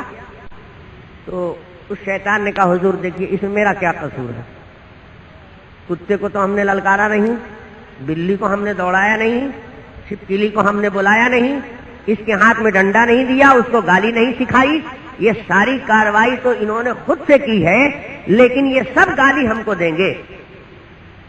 سارے لوگ کہیں گے کہ یہ کام شیطان کا ہے، حالانکہ ہمارا کوئی کام نہیں ہے، نہ گالی دینا ہے، نہ مار کرانا ہے، نہ کتا دوڑانا ہے، نہ بلی تڑپانا ہے. ہم نے تو ذرا سا انگلی سے ایسے شیرہ لگا دیا تھا. تو شیطان بھی تو عالم ہے نا، ایسا تھوڑی ہی کہ ایک دم ان پڑھ جاہل ہے، وہ تو بہت ایڈوانس ہے اور زمانے کے ساتھ ساتھ سائنٹیفک طریقہ سیکھ رہا ہے بہکانے کا. ایک بزرگ کا واقعہ لکھا ہوا ہے اور بڑا عجیب سا واقعہ ہے. ایک بزرگ ایک دیوار کے سائے میں، دوپہر کا وقت تھا اور وہاں پر کوئی سائے کی جگہ نہیں تھی، بیچارے کو تھوڑا سا آرام کرنا تھا. تو دیوار ایک کھڑی ہوئی تھی، چھت والا مکان تھا، اس کی دیوار کا ایک سائڈ سایہ تھا، اس سائے میں بیچارے آرام کر رہے تھے. اتنے میں شیطان آیا، اس نے کہا حضرت اٹھیے اٹھیے اٹھیے، جلدی یہاں سے اٹھیے. کیا بات ہے؟ کہا حضرت یہ دیوار ابھی گرنے والی ہے اور آپ مر جائیے گا اس کے نیچے دب کے، جلدی سے ہٹیے. دیکھ نہیں رہے ادھر سے ڈاؤن ہو رہا ہے. اب وہ جو آنکھ کھلی تو دیکھا کہ واقعی ادھر سے ڈاؤن ہو رہا ہے. جلدی سے اپنا بوریا بستر لیا، کنارے گئے. اب وہ ابھی تو 20 قدم گئے ہی ہوں گے کہ وہ مکان، چھت، دیوار سب بیٹھ گئے. تو بہت شکریہ ادا کرنے لگے کہ آپ کا بڑا احسان ہے اور بڑا کرم ہے آپ کا. آپ کا کیا نام ہے، کہاں گھر ہے، ہم تو آپ کو پہچانتے نہیں، آپ نے ہماری جان بچا دی، آپ بہت اچھے آدمی ہیں. اس نے کہا حضور میرا نام پتہ مت پوچھیے، ورنہ آپ نہ ہم کو دعا دیں گے نہ میرا شکریہ ادا کریں گے، ہم بہت خطرناک ہیں. کہا رے بھائی بتاؤ تو صحیح، آخر تم کہاں کے رہنے والے ہو، کیا نام ہے؟ اس کا حضور میرا نام ابلیس ہے. کہا تم ابلیس؟ تمہارا تو کام تھا کہ اسی میں اور دھسوڑ دیتے، تمہارا کام تو یہ تھا کہ دبا دیتے، اس کے نیچے مر جاتا ایک اللہ کا بندہ. تمہارا کام تو نقصان پہنچانا تھا. کہا حضور تو نقصان ہی تو پہنچایا ہے، کوئی فائدہ تھوڑی پہنچایا ہے. آپ کو غلط فہمی ہو رہی ہے کہ ہم نے فائدہ پہنچایا ہے. اگر ہم آپ کو چھوڑ دیتے اور اسی کے نیچے آپ دب کر مر جاتے تو شہادت کا درجہ ملتا نا تو میرا تو کلیجہ پھٹ جاتا. تو ہم نے بچا دیا کہ موت آوے تو شہادت نہ ملے. ہم اپنے زیادہ نقصان سے اپنے کو بچایا ہے. آپ سمجھ رہے ہیں کہ آپ کو بچایا ہے. یہ داؤ ہے شیطان کا. شیطان ہر ایک کے ساتھ ایک ہی طرح کا معاملہ نہیں کرتا ہے. کسی کو کچھ سکھا کر, کسی کو کچھ بتا کر, کسی کو یہ بتا کر کہ یہ تو دین ہے, یہ تو نماز ہے, یہ تو روزہ ہے, یہ تو درود شریف ہے, اس کے پڑھنے میں کیا حرج ہے. اب بیچارہ وہ سوچتا ہے ہم درود پڑھ رہے ہیں, یہ سوچ رہا ہے ہم روزہ رکھ رہے ہیں, یہ سوچ رہا ہے کہ ہم تلاوت کر رہے ہیں, اور سب کو نیکی میں لگا رکھا ہے اور کام اپنا بنا رہا ہے. ایسا نہیں ہے کہ سب کو ٹھگتا ہے ایک ہی طریقے سے, سب کو ٹھگتا ہے اس کی عقل اور اس کے علم کے حساب سے. کیسے کون پھنسے گا تو دیکھتا ہے کہ ہاں یہ اس طرح پھنسے گا, تو اس کے لیے ویسے ہی نعرہ لگاتا ہے. جب دنیا کے سیاست دان اور لیڈر لوگ ووٹ لینا ہوتا ہے تو کیسا کیسا نعرہ لگاتے ہیں. معلوم ہوگا کہ مسلمان کے تو سب سے زیادہ خیر خواہ یہی ہے, اور جب اپنا کام بنا لیا تو پھر کبھی آپ کی کوئی پرواہ کرتا ہے. تو شیطان کیا ان لیڈروں سے بھی کم تعلیم یافتہ ہے, کم ہوشیار ہے. وہ بھی بہت پیترے جانتا ہے. ایسے ایسے ڈھنگ سے آئے گا کہ پتہ ہی نہیں چلے گا کہ ہم شیطان کے پھندے میں جا رہے ہیں. اس لیے بڑے بڑے بزرگوں کا تجربہ یہ ہے, اور بڑے بڑے اللہ والوں کا کہنا یہ ہے کہ شیطان سے بچنے کے لیے علم ضروری ہے, عبادت ضروری نہیں ہے. عبادت والے کو بہکا دینا شیطان کے لیے آسان ہے, اور علم والے کو بہکانا زیادہ مشکل ہے اس کے لیے. اس لیے ایک عالم کو بہکا لیتا ہے تو 100 عابد کو بہکانے سے زیادہ خوش ہوتا ہے, کیونکہ اس نے بہت بڑے سینئر کو, علم والے کو چیت کر دیا. اور وہ تو جاہل تھا, اس کو بہکا لینا تو کوئی مشکل کام نہیں تھا, وہ تو آسانی سے بہکایا جا سکتا تھا. اس لیے علم کی ضرورت ہے, مسائل کو جاننے کی ضرورت ہے, انبیاء کی تعلیم کو جاننے کی ضرورت.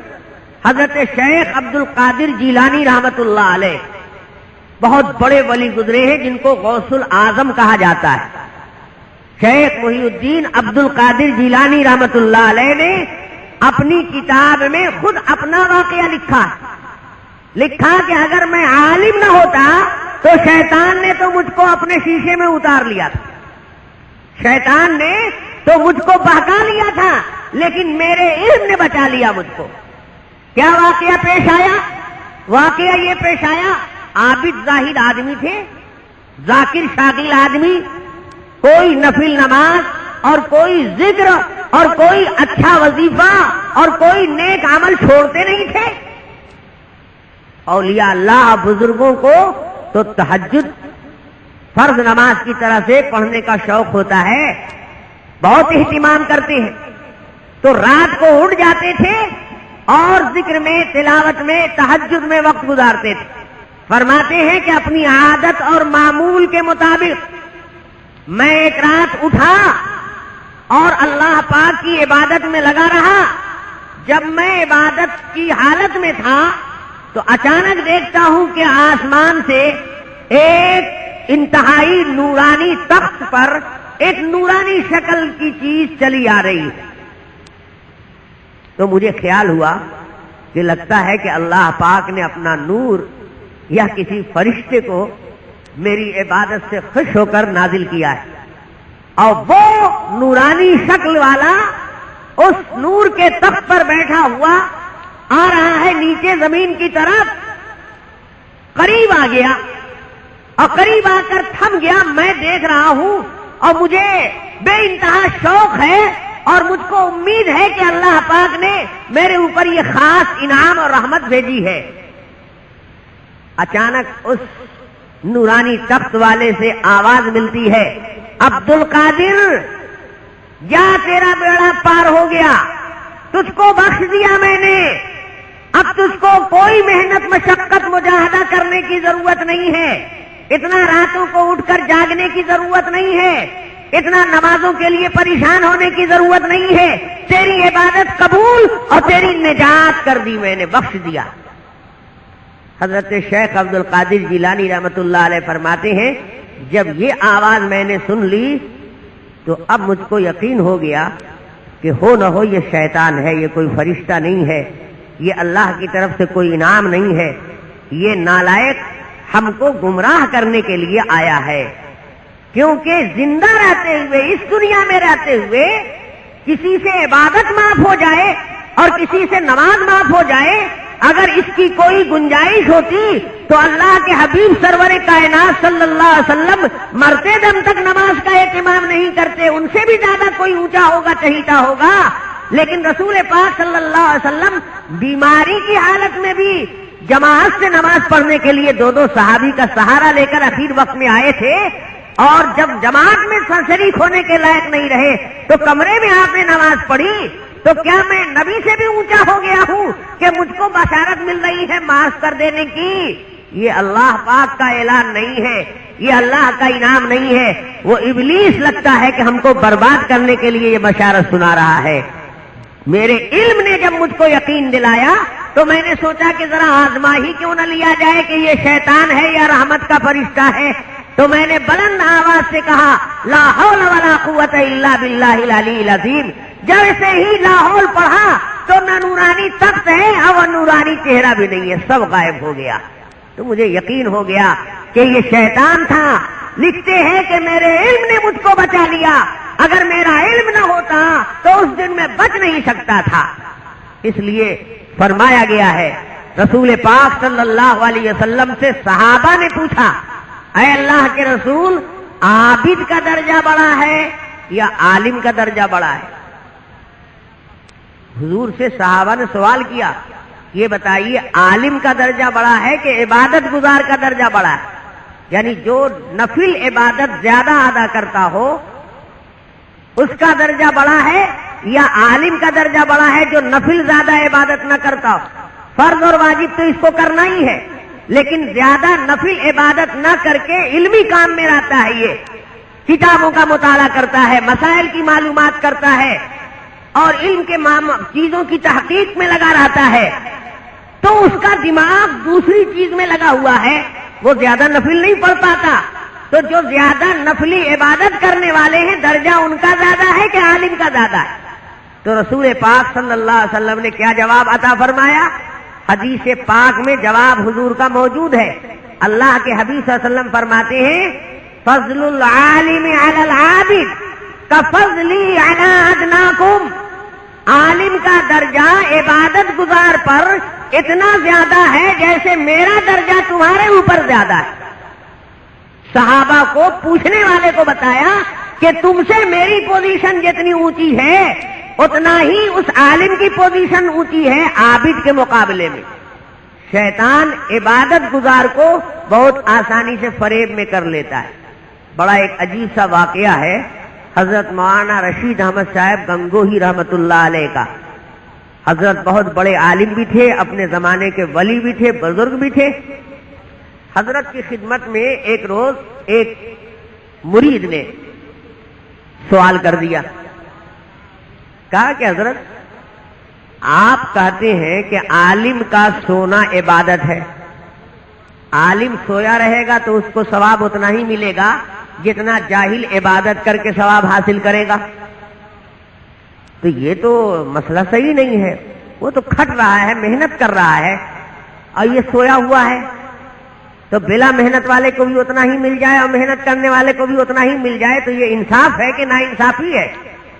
تو اگر یہ شریعت کا مسئلہ ہے اور اللہ رسول نے بتایا ہے تو اس کا مطلب یہ ہے کہ اللہ رسول نے نا انصافی کیا ہے۔ جو مسلمان نہیں ہے، خدا رسول کے فرمان پر ایمان یقین نہیں رکھتا، وہ تو اعتراض کر دے گا کہ تمہارے خدا نے، تمہارے پیغمبر نے ظلم کیا ہے، نا انصافی کی ہے۔ یہ کوئی بات ہوئی کہ محنت کرنے والے کو بھی اتنا ہی اور موت کرنے والے کو بھی اتنا ہی ملے گا؟ بلکہ اتنا نہیں، اور بلکہ آپ کہتے ہیں کہ زیادہ ملے گا، تو یہ بات تو عقل کے بالکل خلاف ہے، انصاف کے خلاف ہے۔ ایسا تو نہیں ہونا چاہیے، آپ لوگوں کو ایسا فتویٰ نہیں دینا چاہیے۔ آپ نے کیسے فتویٰ دے دیا کہ عالم کا سونا بھی عبادت ہے؟ تو مولانا گنگوہی رحمت اللہ علیہ مسکرانے لگے، کیونکہ وہ شخص اتنا علم کی باریکی کو سمجھنے کی صلاحیت رکھتا نہیں تھا۔ اور سوال ہی سے پتہ لگ رہا تھا کہ بیچارہ کم تعلیم یافتہ ہے، اتنی باریک بات اس کے پکڑ میں آ نہیں رہی ہے، اگر سمجھ گیا ہوتا تو ایسا سوال بھونڈے طریقے سے نہیں کرتا۔ تو مولانا مسکرانے لگے اور اندر اندر سوچنے لگے کہ اس کم علم آدمی کو اب میں سمجھاؤں کیسے۔ کبھی کبھی ایسا سوال کر دینا تو آسان ہے، لیکن جواب کو سمجھنا بہت مشکل ہوتا ہے۔ ایک صاحب ہمارے یہاں بہت مقدمے باز تھے، بات میں مقدمہ، اس پر مقدمہ کر دیا، اس پر مقدمہ کر دیا، 10-20 مقدمہ ہمیشہ لڑتے رہتے تھے۔ اب ہر مقدمے کے لیے وکیل رکھنا پڑتا تھا، تو وکیل کو تو دینا پڑے گا، تو جب تاریخ آئے جب بھی مقدمہ ہو وکیل کو دینا پڑے۔ کبھی کبھی وکیل صاحب سے اور ان کے سے حجت ہو جائے، کیونکہ ہماری اتنی فیس ہوئی اور یہ کہے صاحب آپ کو تو ہر تاریخ پر فیس دیتے ہیں، اس تاریخ پر دیا تھا، اس مقدمے میں دیا تھا، اس مرتبہ اگر نہیں لیں گے تو کیا ہوگا؟ ان کا نہیں دو گے تو نہیں جائیں گے۔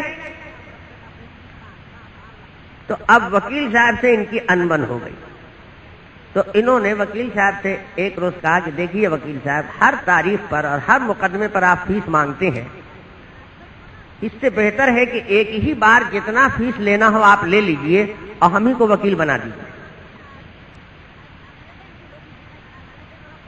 ارے 20-25 لاکھ اگر لینا ہو تو ایک بار لے لیجئے، ہم کو تو ڈیلی مقدمہ لڑنا ہے، 50 مقدمہ لڑنا ہے، عمر بھر لڑنا ہے، تو آپ کو جتنا لینا ہے ایک ہی بار لے کے ہم ہی کو وکیل بنا دیجیے۔ ایسا ہو سکتا ہے کہ نہیں ہو سکتا ہے؟ تو وکیل صاحب نے کہا کہ تم اگر 1 ارب بھی دے دو گے تو تم وکیل نہیں بن سکتے ہو۔ تو بہت سے جاہل لوگ سوچتے ہیں ایک سوال کر دیا، اس سوال کرنے میں کیا لگا، لیکن اس کا جواب اتنا ٹیڑھا ہے کہ سوال کرنے والا اس کو سمجھ ہی نہیں پائے گا، اگر اس کو سمجھایا جائے تو اس میں لیاقت نہیں ہے اس۔ اب مولانا رشید احمد گنگوہی رحمت اللہ علیہ بھی پھنس گئے، وہ تو دیہاتی آدمی تھا، ان پڑھ آدمی یا کم پڑھا لکھا آدمی، اس نے سوال کر دیا اٹھ پٹا، لیکن اب اتنی ادق اور باریک بات سمجھائی اس کو کیسے جائے۔ مولانا اندر اندر پریشان تھے، لیکن عالم تھے، اپنے زمانے کے بزرگ تھے، روشن ضمیر ولی تھے، اللہ نے علم بھی دیا تھا، ذہانت بھی تھی، ذکاوت بھی تھی، اتنے باریک مسئلے کو انہوں نے چٹکی میں ایک مثال سے سمجھا دیا۔ کہنے لگے کہ اچھا آپ یہ بتائیے کہ آپ کا گھر مکان ہے، کھیتی باڑی ہے، کچھ حیثیت جائیداد ہے، یا ایک دم پھٹیچر ہیں آپ؟ ان کا کہ نہیں حضور، آپ تو جانتے ہیں میں ذمہ دار آدمی ہوں، اپنے علاقے کا رئیس ہوں، اور آپ کی دعا سے اللہ کا دیا ہوا سب کچھ ہے، بہترین مکان بھی ہے، کبھی آپ تکلیف کریں، دعوت قبول کریں، تشریف لے چلیں، بہت شاندار مکان بھی ہے، دل خوش ہو جائے گا آپ کا، اور نوکر لوگ نوکر چاکر بھی ہے، کھیتی باڑی بھی ہے، بزنس کاروبار بھی ہے، اللہ کا فضل ہے، کوئی کمی نہیں ہے، اللہ کا دیا ہوا سب کچھ ہے۔ تو مولانا نے کہا کہ اچھا تو آپ کا گھر مکان بھی ہے؟ کہا جی ہاں۔ اچھا یہ بتائیے آپ کے گھر مکان میں کچھ فرنیچر بھی ہے، ٹیبل کرسی چوکی چارپائی، اور کچھ نہیں تو دروازے دریچے کواڑ یہ سب تو لگے ہوئے ہوں گے؟ کہا جی حضور سب کچھ لگا، سب کچھ موجود ہے۔ اب میں نے تو کہہ رہا ہوں کہ کبھی آپ تکلیف تو کیجئے، موقع تو دیجئے، دعوت تو قبول کیجئے، آپ اپنی آنکھوں سے دیکھ لیں گے کہ کیا حیثیت ہماری ہے۔ سب کچھ ہے۔ اچھا سب کچھ ہے تو آپ یہ بتائیے کہ آپ نے یہ سارا فرنیچر خود بنا لیا تھا، کیواڑ خود ہی سے مکان میں لگا لیا تھا، دریچے خود ہی فٹ کر لیے تھے، کرسی چوکی ٹیبل سب خود بنا لیا تھا؟ کہا نہیں میں تو بالکل بے ہنر آدمی ہوں، یہ سب کام تو بڑھئی کرتا ہے۔ کہا بڑھئی نے بنایا تھا آپ نے؟ نہیں۔ کہا جی نہیں میں نے نہیں بنایا، یہ سب بڑھئی نے بنایا۔ کہا اچھا یہ بتائیے جس بڑھئی سے آپ نے کام لیا تھا اس سے کچھ مزدوری طے ہوئی تھی آپ کی اس کی؟ ہاں ہاں بالکل طے ہوئی تھی۔ کیا طے ہوئی تھی؟ کہا تو ہمارے علاقے میں تو ریٹ یہ چلتا ہے، ہم لوگ بڑھئی مستری کو کاریگر کو اتنا دیتے ہیں ایک دن کی مزدوری، تو چونکہ ہم کو ذرا اچھا کام لینا تھا اور علاقے کے سب سے عمدہ کاریگر کو لگانا تھا تو ہم نے اس سے کچھ مزدوری بڑھا ہی چڑھا کے طے کی تھی، ایک دن کی مزدوری ہم اتنا دیتے تھے۔ تو مولانا نے پوچھا کہ اچھا تو ایک دن کی مزدوری آپ اتنی زیادہ دیتے تھے تو ایک دن میں کئے گھنٹہ وہ کام کرتا تھا؟ کہا کہ 8 گھنٹہ کام تو ہمارا اس کا طے تھا۔ تو 8 گھنٹے کی مزدوری آپ 100 روپے دیتے تھے. کہاں 100 روپے ہم دیتے تھے 8 گھنٹے کی مزدوری. اچھا یہ بتائیے 8 گھنٹے کی مزدوری آپ کی اس کی طے تھی تو 8 گھنٹے مکمل ہر وقت وہ آپ ہی کے کام میں لگا رہتا تھا یا کبھی اپنا اوزار بھی درست کرتا تھا؟ کبھی اس کو بسلی درست کرنی ہوئی، تیز کرنی ہوئی تو اس کو پجاتا تھا، کبھی آری کا دانت درست کرنا تھا تو اس میں لگ جاتا تھا. تو جتنا وہ اپنے اوزار کے درست کرنے میں ٹائم لگا دیتا تھا تو اتنی مزدوری تو آپ کاٹ لیتے تھے نا. آپ نے تو طے کیا تھا اپنے کام کی مزدوری، نہ کہ اس کے کام کی مزدوری. تو جتنا آپ سے اس سے طے تھا اس میں سے روزانہ 15 منٹ، آدھا گھنٹہ تو وہ اپنے اوزار کے درست کرنے میں لگاتا تھا تو آپ اتنا کاٹ کے دیتے تھے اس کو. تو کہنے لگا حضور اگر ایسے ہم کاٹ لیتے تو کوئی ہم کو ملتا ہی نہیں مزدور اور کوئی کاریگر نہیں ملتا. یہ قاعدہ نہیں ہے. قاعدہ یہ ہے کہ اس سے دن بھر کی مزدوری طے ہو گئی تو اسی بیچ میں اس کو اپنا اوزار درست کرنے میں بھی جو ٹائم لگے گا وہ میرے ہی کام میں شمار ہوگا. وہ اوزار پجا رہا ہے تو میرے کام کے لیے پجا رہا ہے کہ اپنے لیے بنا رہا ہے، اس لیے اس میں کٹوتی نہیں ہوتی ہے. تو فرمایا کہ اچھا تم تو اتنے ہوشیار ہو اور اللہ تعالیٰ کو کوئی عقل نہیں ہے. اللہ تعالیٰ بھی عالموں کو بحال کرتا ہے تو ان کو ریسٹ، آرام چاہیے، دماغ کا کام کرنا ہے ان کو. ان کی ورزش دماغ کی ہے، علمی کام ہے. تو وہ اپنا اوزار درست کرنے کے لیے جب آرام کریں گے تو اس کی مزدوری اگر کٹنے لگے گی تو اللہ کے دین کا کام چلے گا. تم نہیں کاٹتے ہو بڑھی لوہار کی مزدوری میں سے اس کے اوزار کو درست کرنے والا، تو وہ اللہ کیسے کاٹ لے گا؟ اس لیے رسول پاک صلی اللہ علیہ وسلم نے فرمایا ہے کہ یہ آرام بھی کر رہا ہے تو یہ تیاری میں ہے. تم کو دیکھنے میں معلوم ہوتا ہے کہ یہ کھٹ نہیں رہا ہے، یہ کھٹنے کی تیاری میں ہے. مجاہد اگر گھوڑے پر سوار ہو کر جا رہا ہے تو جہاد جا کر وہاں سرحد پر کرے گا، مگر گھوڑا اس کا جتنے ٹاپ اور جتنی گرد اڑائے گا ہر گرد اور غبار کے برابر اس کے نامے اعمال میں ثواب لکھا جائے گا. یہ نہیں کہ جب وہاں جہاد میں جا کر میدان میں کودے گا تب سے ثواب لکھا جائے گا. اللہ تبارک و تعالیٰ نے علم کا مرتبہ رکھا ہے. لوگ بے علمی کی وجہ سے بہت ساری غلطی کرتے ہیں. دنیا میں جتنا بگاڑ ہے اس کی وجہ یہ ہے کہ شیطان کے بارے میں ہمارا ذہن یہ بنا ہوا ہے کہ وہ نیک کام سے ہٹاتا ہے. بس شیطان کا ایک ہی کام ہے کہ وہ نیک کام سے ہٹا دیتا ہے اور جتنا کام اچھا ہے اسی میں لگا دیتا ہے.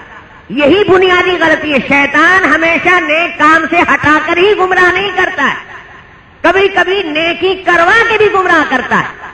نیکی کروا رہا ہے، یہ سمجھ رہا ہے کہ بہت اچھا کام ہے.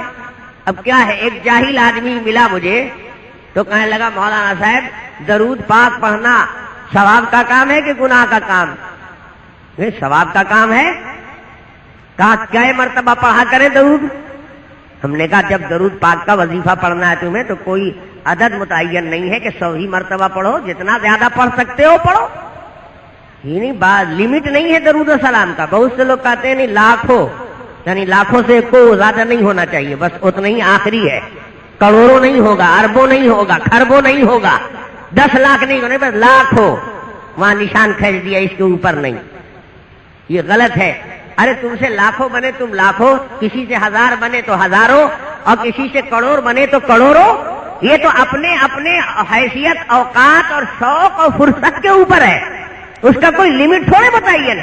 اللہ تعالیٰ نے قرآن میں یہ نہیں کہا ہے کہ میرے نبی پر 1,00,000 ہی مرتبہ سلام بھیجنا، 1,00,000 ایک بار نہ ہونے پاوے اور 1,00,000 میں ایک کم نہ ہونے پاوے. نہیں، سلام بھیجو، درود بھیجو، اپنے اپنے موقع کے لحاظ سے، اپنی اپنی ہمت کے لحاظ سے، جس سے جتنا بن سکے. ہر ایک کے لیے کوئی ایک لمٹ تو نہیں بنا ہوا ہے، بلکہ رسول پاک صلی اللہ علیہ وسلم نے تو صحابی کو ترغیب دی ہے کہ تم سے جتنا زیادہ ہو سکے اتنا. ایک صحابی نے حضور سے پوچھا کہ یا رسول اللہ یہ بتائیے ہم جب فرض نماز پڑھ لیتے ہیں، قرآن کی تلاوت کر لیتے ہیں اور بھی نیک کام کرتے ہیں، طبیعت اکتا جاتی ہے، جی چاہتا ہے کچھ وظیفہ پڑھیں تو وظیفے میں کلمہ طیبہ بھی پڑھ سکتے ہیں، درود پاک بھی پڑھ سکتے ہیں، لیکن آپ سے محبت ہے اور درود کی بڑی فضیلت ہے، تو میں درود پاک کا وظیفہ پڑھنا چاہتا ہوں، تو آپ پر درود کا جو وظیفہ پڑھوں تو کتنا پڑھوں؟ کلمے کا بھی وظیفہ پڑھتا ہوں اور دوسرے چیز کا بھی وظیفہ پڑھتا ہوں، درود کا بھی وظیفہ پڑھتا ہوں، تو اپنے وظیفے میں درود کا کتنا حصہ رکھوں؟ تو حضور پاک صلی اللہ علیہ وسلم نے فرمایا کہ 1/4 حصہ درود کا رکھ لو۔ تو صحابی نے کہا کہ اللہ کے رسول، دی تو چاہتا ہے کہ اس سے زیادہ درود پڑھو۔ تو حضور نے فرمایا کہ اچھا، آدھا وظیفہ درود ہی کا رکھ لو۔ اس نے کہا حضور اس سے بھی زیادہ شوق اور چاہت اور محبت آپ کی ہے، تو حضور نے فرمایا اچھا 2/3 وظیفہ درود کا بنا لو۔ انہوں نے کہا یا رسول اللہ اس سے بھی زیادہ جی چاہتا ہے آپ پر درود پڑھنے کو۔ تو آپ نے فرمایا کہ اچھا کل وظیفہ اپنا درود کا پڑھ لو، کر لو، دوسرا کوئی وظیفے ہی مت پڑھو، صرف درود ہی پڑھو، جتنا ٹائم بچے اس میں درود پڑھو۔ تو اس صحابی نے وعدہ کیا کہ یا رسول اللہ اب میں پورا وظیفہ اپنا درود ہی کا بنا لوں گا۔ تو رسول پاک صلی اللہ علیہ وسلم نے فرمایا اذن یکفی ہمکا، اب تمہارے سارے غم اور پریشانی کے لیے خدا چاہے گا تو یہ وظیفہ کامیاب ہو جائے گا، اس کی برکت سے تمہیں ساری مصیبت سے اللہ نجات دے دے گا۔ اب بتائیے حضور نے تو یہ نہیں کہا تھا کہ 1,00,000 مرتبہ سے بڑھنا مت، چاہیے تھا نا کہ حضور لمٹ بنا دیتے کہ دیکھو بہت شوق ہے اور بہت تمہیں محبت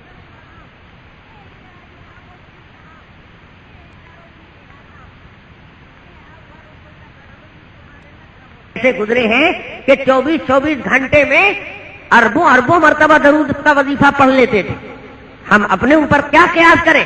ہم لوگ کو تو نہ مہلت ہے، نہ موقع ہے، نہ اتنا شوق ہے، اس لیے اللہ تعالیٰ نے کوئی لمٹ نہیں بنایا، خداوند تعالیٰ نے کوئی حد مقرر نہیں کی۔ تو انہوں نے کہا کہ صاحب ہم درود پاک پڑھیں تو کیسا رہے گا؟ ہمیں بہت اچھا رہے گا۔ تو کافی دنوں کے بعد پھر جانا ہوا تو معلوم ہوا کہ ابھی وہ صاحب بیت الخلا میں ہے۔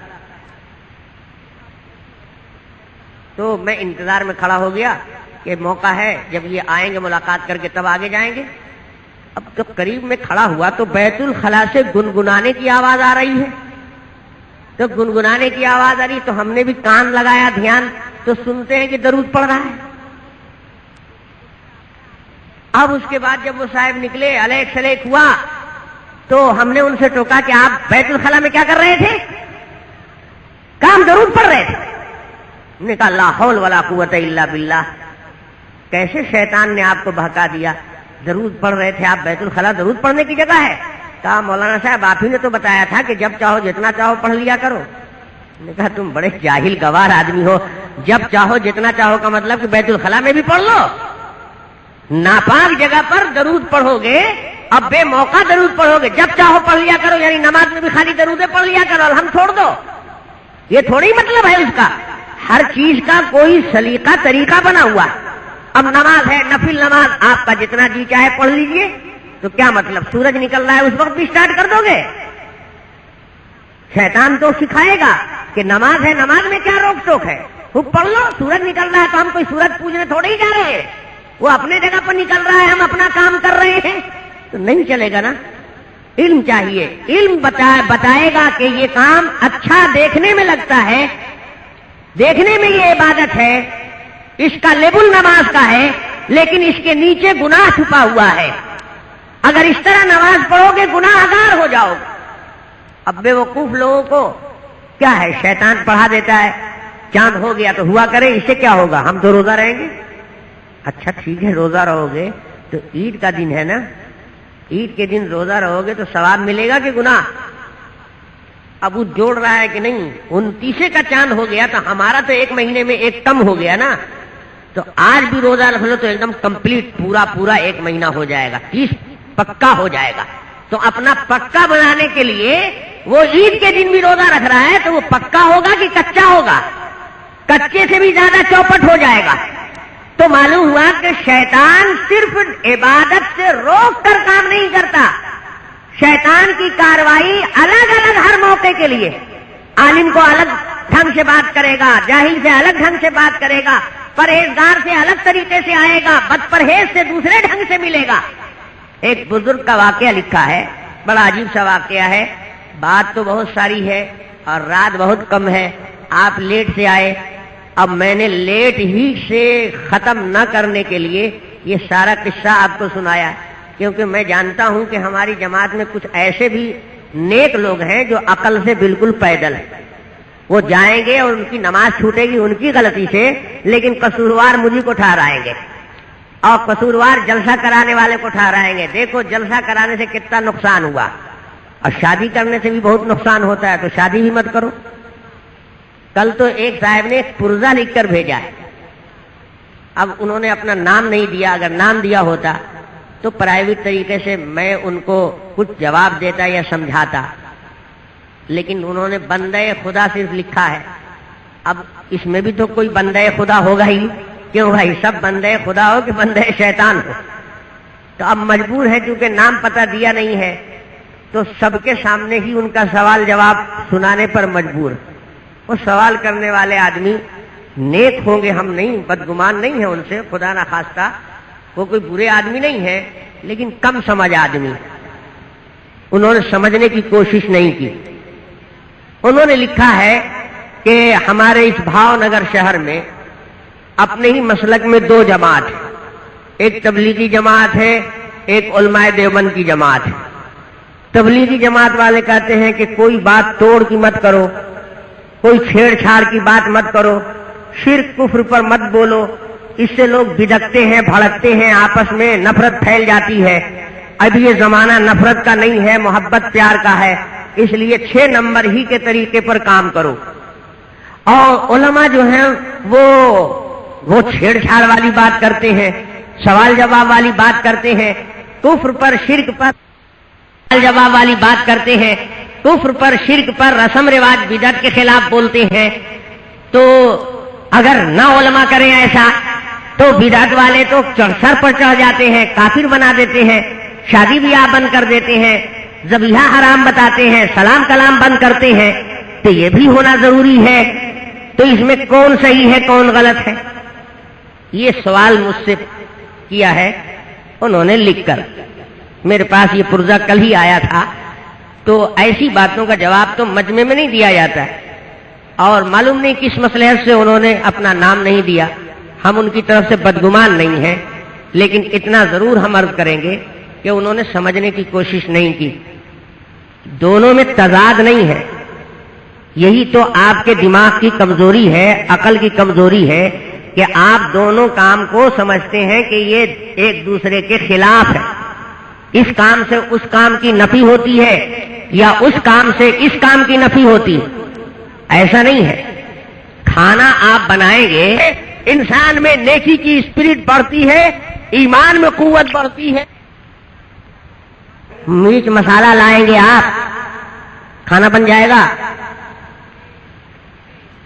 ارے کھانا پکانے کے لیے آگ بھی چاہیے، تو آگ لگانا تو بہت بری بات ہے. آگ مت لگاؤ، نہیں ہم کو تو آگ نہیں لگانے کا حکم ہے. تب پانی پہ چڑھا دو ہاؤس کے اوپر دیکھتی. آپ 6 نمبر کا مطلب کیا سمجھے؟ تبلیغی جماعت کو بزرگوں نے 6 نمبر دیا تو کیا مطلب کہ پورا دین اس 6 نمبر میں بند ہو گیا؟ اس 6 نمبر کے باہر میں کوئی دین کی چیز نہیں ہے.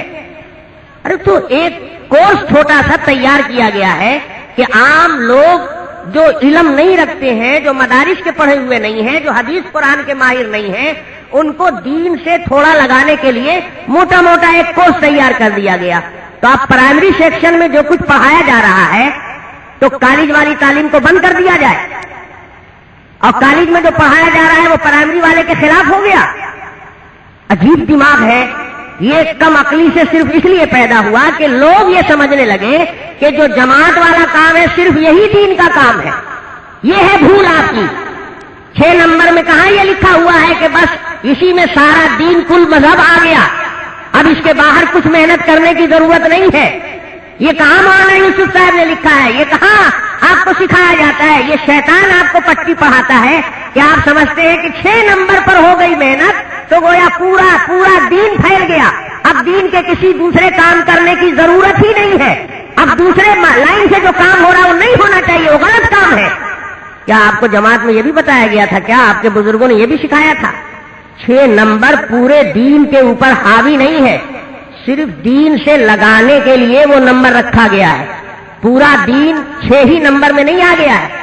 اگر آپ یہ سمجھے ہوئے ہیں تو بتاؤ 6 نمبر میں نکاح دیا ہوا ہے، 6 نمبر میں نکاح بھی ہے تو نکاح کیوں کرتے ہو؟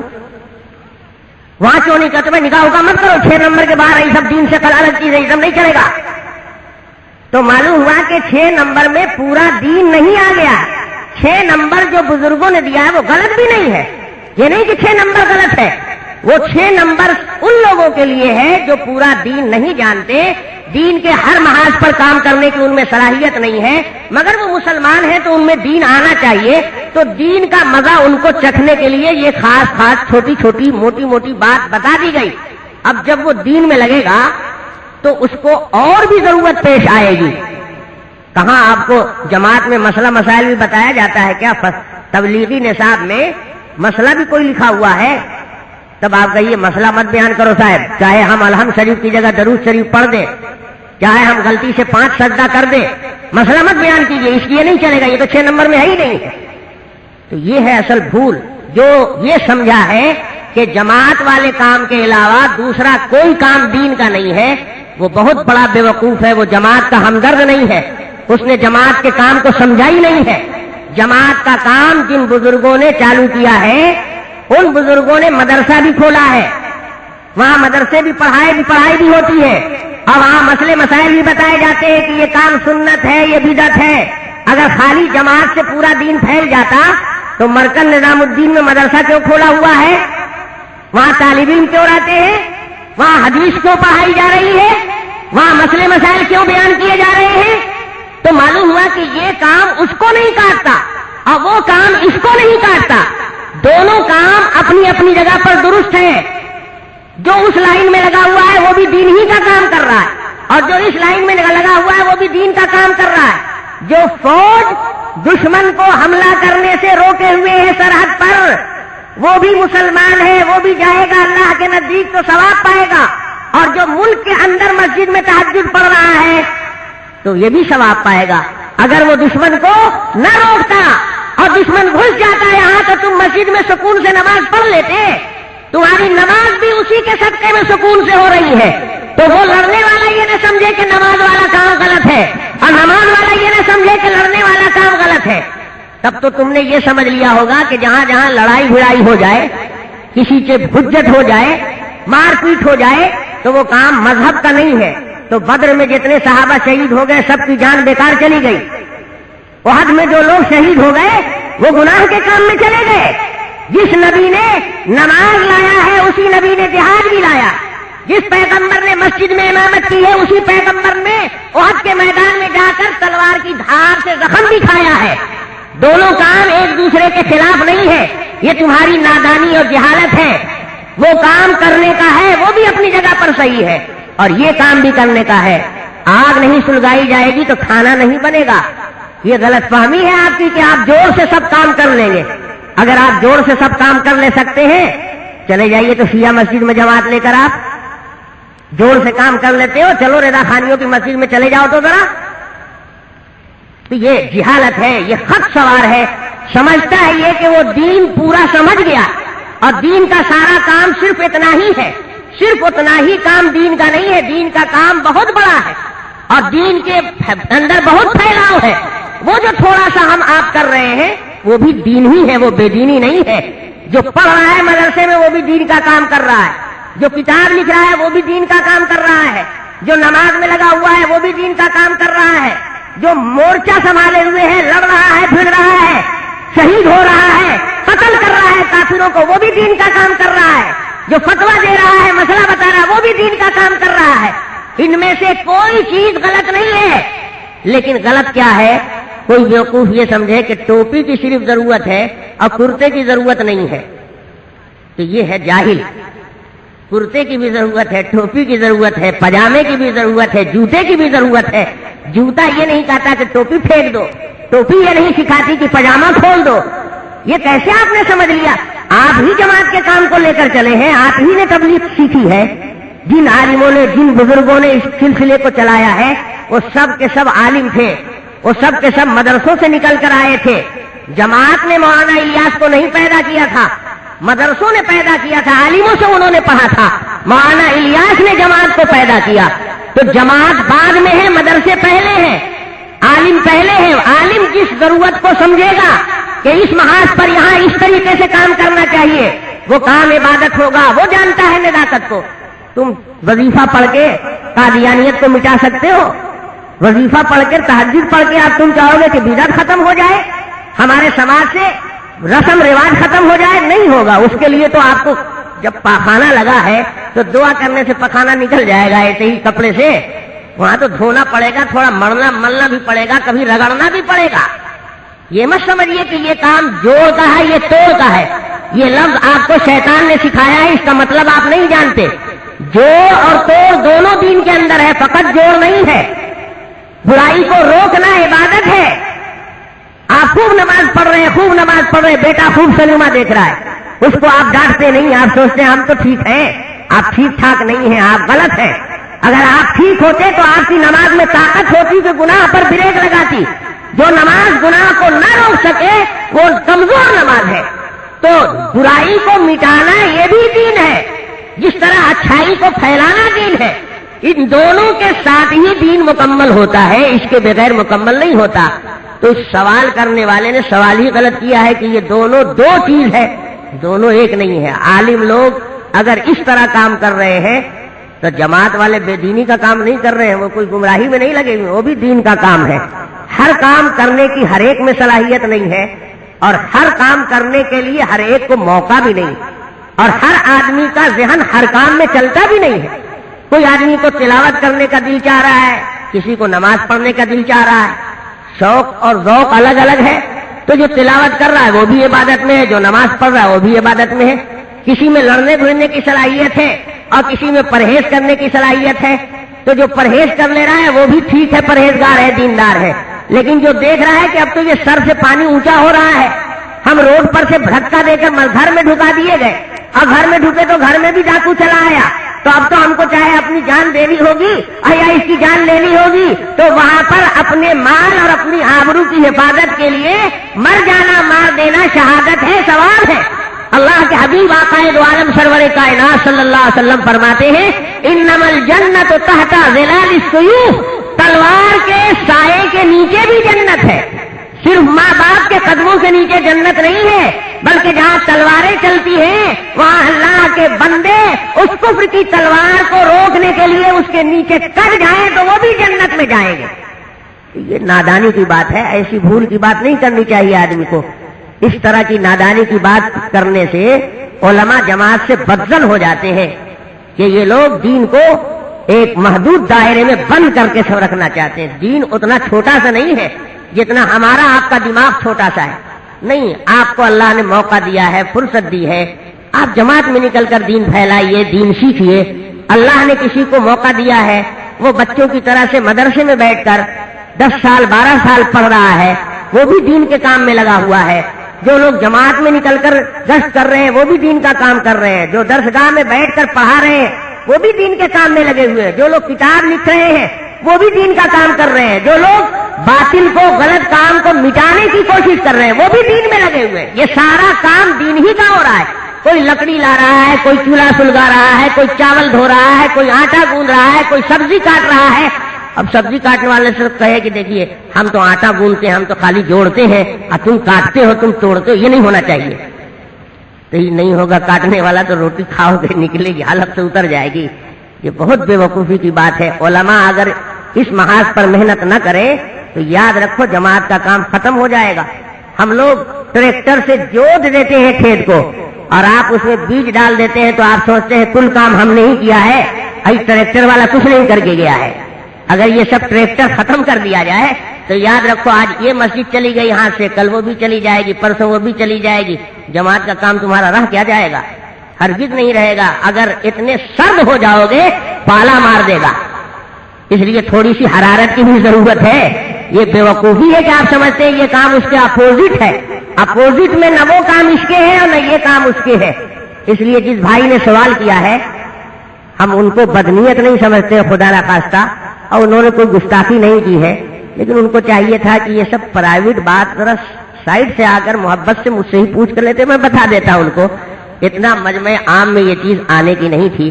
और कल चूंकि तकरीर के बाद, जलसे के बाद मेरे पास वो मौलाना मुजीब साहब ने उसको दिया है सवाल को, तो कल ही मैंने सोच लिया था कि अब आने वाले कल का बयान इसी उन्वान पर हो जाएगा। तो वक्त तो हमने आपका बहुत सारा बर्बाद कर दिया। अल्लाह ताला जो इसमें काम की बात हो वो दिल में उतार दे, और जो बात काम की ना हो अल्लाह ताला हमारे आपके जहन से निकाल दे। देखो, मकसद असल सबका होना चाहिए दीन और नेक काम। हम सब तो खादिम हैं। कोई तकरीर के जरिए खिदमत कर रहा है, कोई तहरीर से खिदमत कर रहा है, कोई चल फिर कर खिदमत कर रहा है, सब दीन के खादिम है। अल्लाह पाक हमारी आपकी मेहनत को कबूल कर ले, ये उसका करम, ये उसकी नवाजिश है। और जरूरत सब चीज की है। देखो, एक घर खूबसूरत और कंप्लीट कब होता है? जब उसमें बावर्ची खाना भी हो और बैतुल खला भी हो। ये मत सोचो कि ये तो मकान है रहने का, इसमें पाखाने की क्या जरूरत। अच्छे, तो पाखाने की जरूरत नहीं है तो फिर जाओगे कहाँ खाने के बाद? खाली बावर्ची खाना ही रहेगा। तो बैतुल खला का होना भी घर को खूबसूरत ही बनाता है, उसकी हैसियत ऊंचा ही करता है, उसकी पोजीशन डाउन नहीं करता है। ये जमात वाले भाइयों की कमजोरी है कि वो कम दिमाग रखते हैं, इसलिए हम उनसे कुछ ज्यादा दुख भी नहीं मानते, क्योंकि जिसका जितना दिमाग है, जितनी अकल है, उसी हिसाब से बात करेगा। बच्चे का काम है उल्टा सीधा बोल देना, तो बड़े को चाहिए कि उसको प्यार से मोहब्बत से समझाए। जमात वाले जो हमारे भाई हैं वो भी दीन में लगे हुए हैं, और बुजुर्गों ने एक अच्छा चलता फिरता सिस्टम चालू किया है। कौन हर आदमी को मौका नहीं है कि वो 12 साल पढ़ेगा सब आलिम हो जाए, तो हम ही लोगों का नुकसान न हो जाएगा। सब आलिम हो जाएंगे तो कौन बुलाएगा और कौन खिलाएगा और कौन मसला पूछेगा? ये तो कुदरत का निजाम है। अल्लाह पाक ने सबको आलिम बनने ही नहीं दिया और सबको जाहिल भी नहीं रहने दिया। किसी को मदरसे से लगा दिया, किसी को मस्जिद से लगा दिया, किसी को खानकाह से लगा दिया, किसी को जमात से लगा दिया, किसी को पढ़ने से लगा दिया, किसी को लिखने से लगा दिया। ये सारे काम दीन ही के हो रहे हैं, अपनी अपनी लाइन और अपनी अपनी सलाहियत से। हाँ, इसमें अगर अपना मकसद शामिल हो जाए, अपनी बड़ाई और अपने को बड़ा समझने का दिमाग हो जाए, तो चाहे वो तकरीर की लाइन हो, तहरीर की लाइन हो, कोई भी लाइन हो, उससे नुकसान होता है। अल्लाह पाक आपकी भी हिफाजत फरमाए, हमारी भी हिफाजत फरमाए। इसलिए मेरे भाइयों, हरगिज ये ज़हन न रखें कि जलसे जुलूस की जरूरत नहीं है, मदरसों की जरूरत नहीं है, या जमात के काम की जरूरत नहीं है। नहीं, सब चीज की जरूरत है।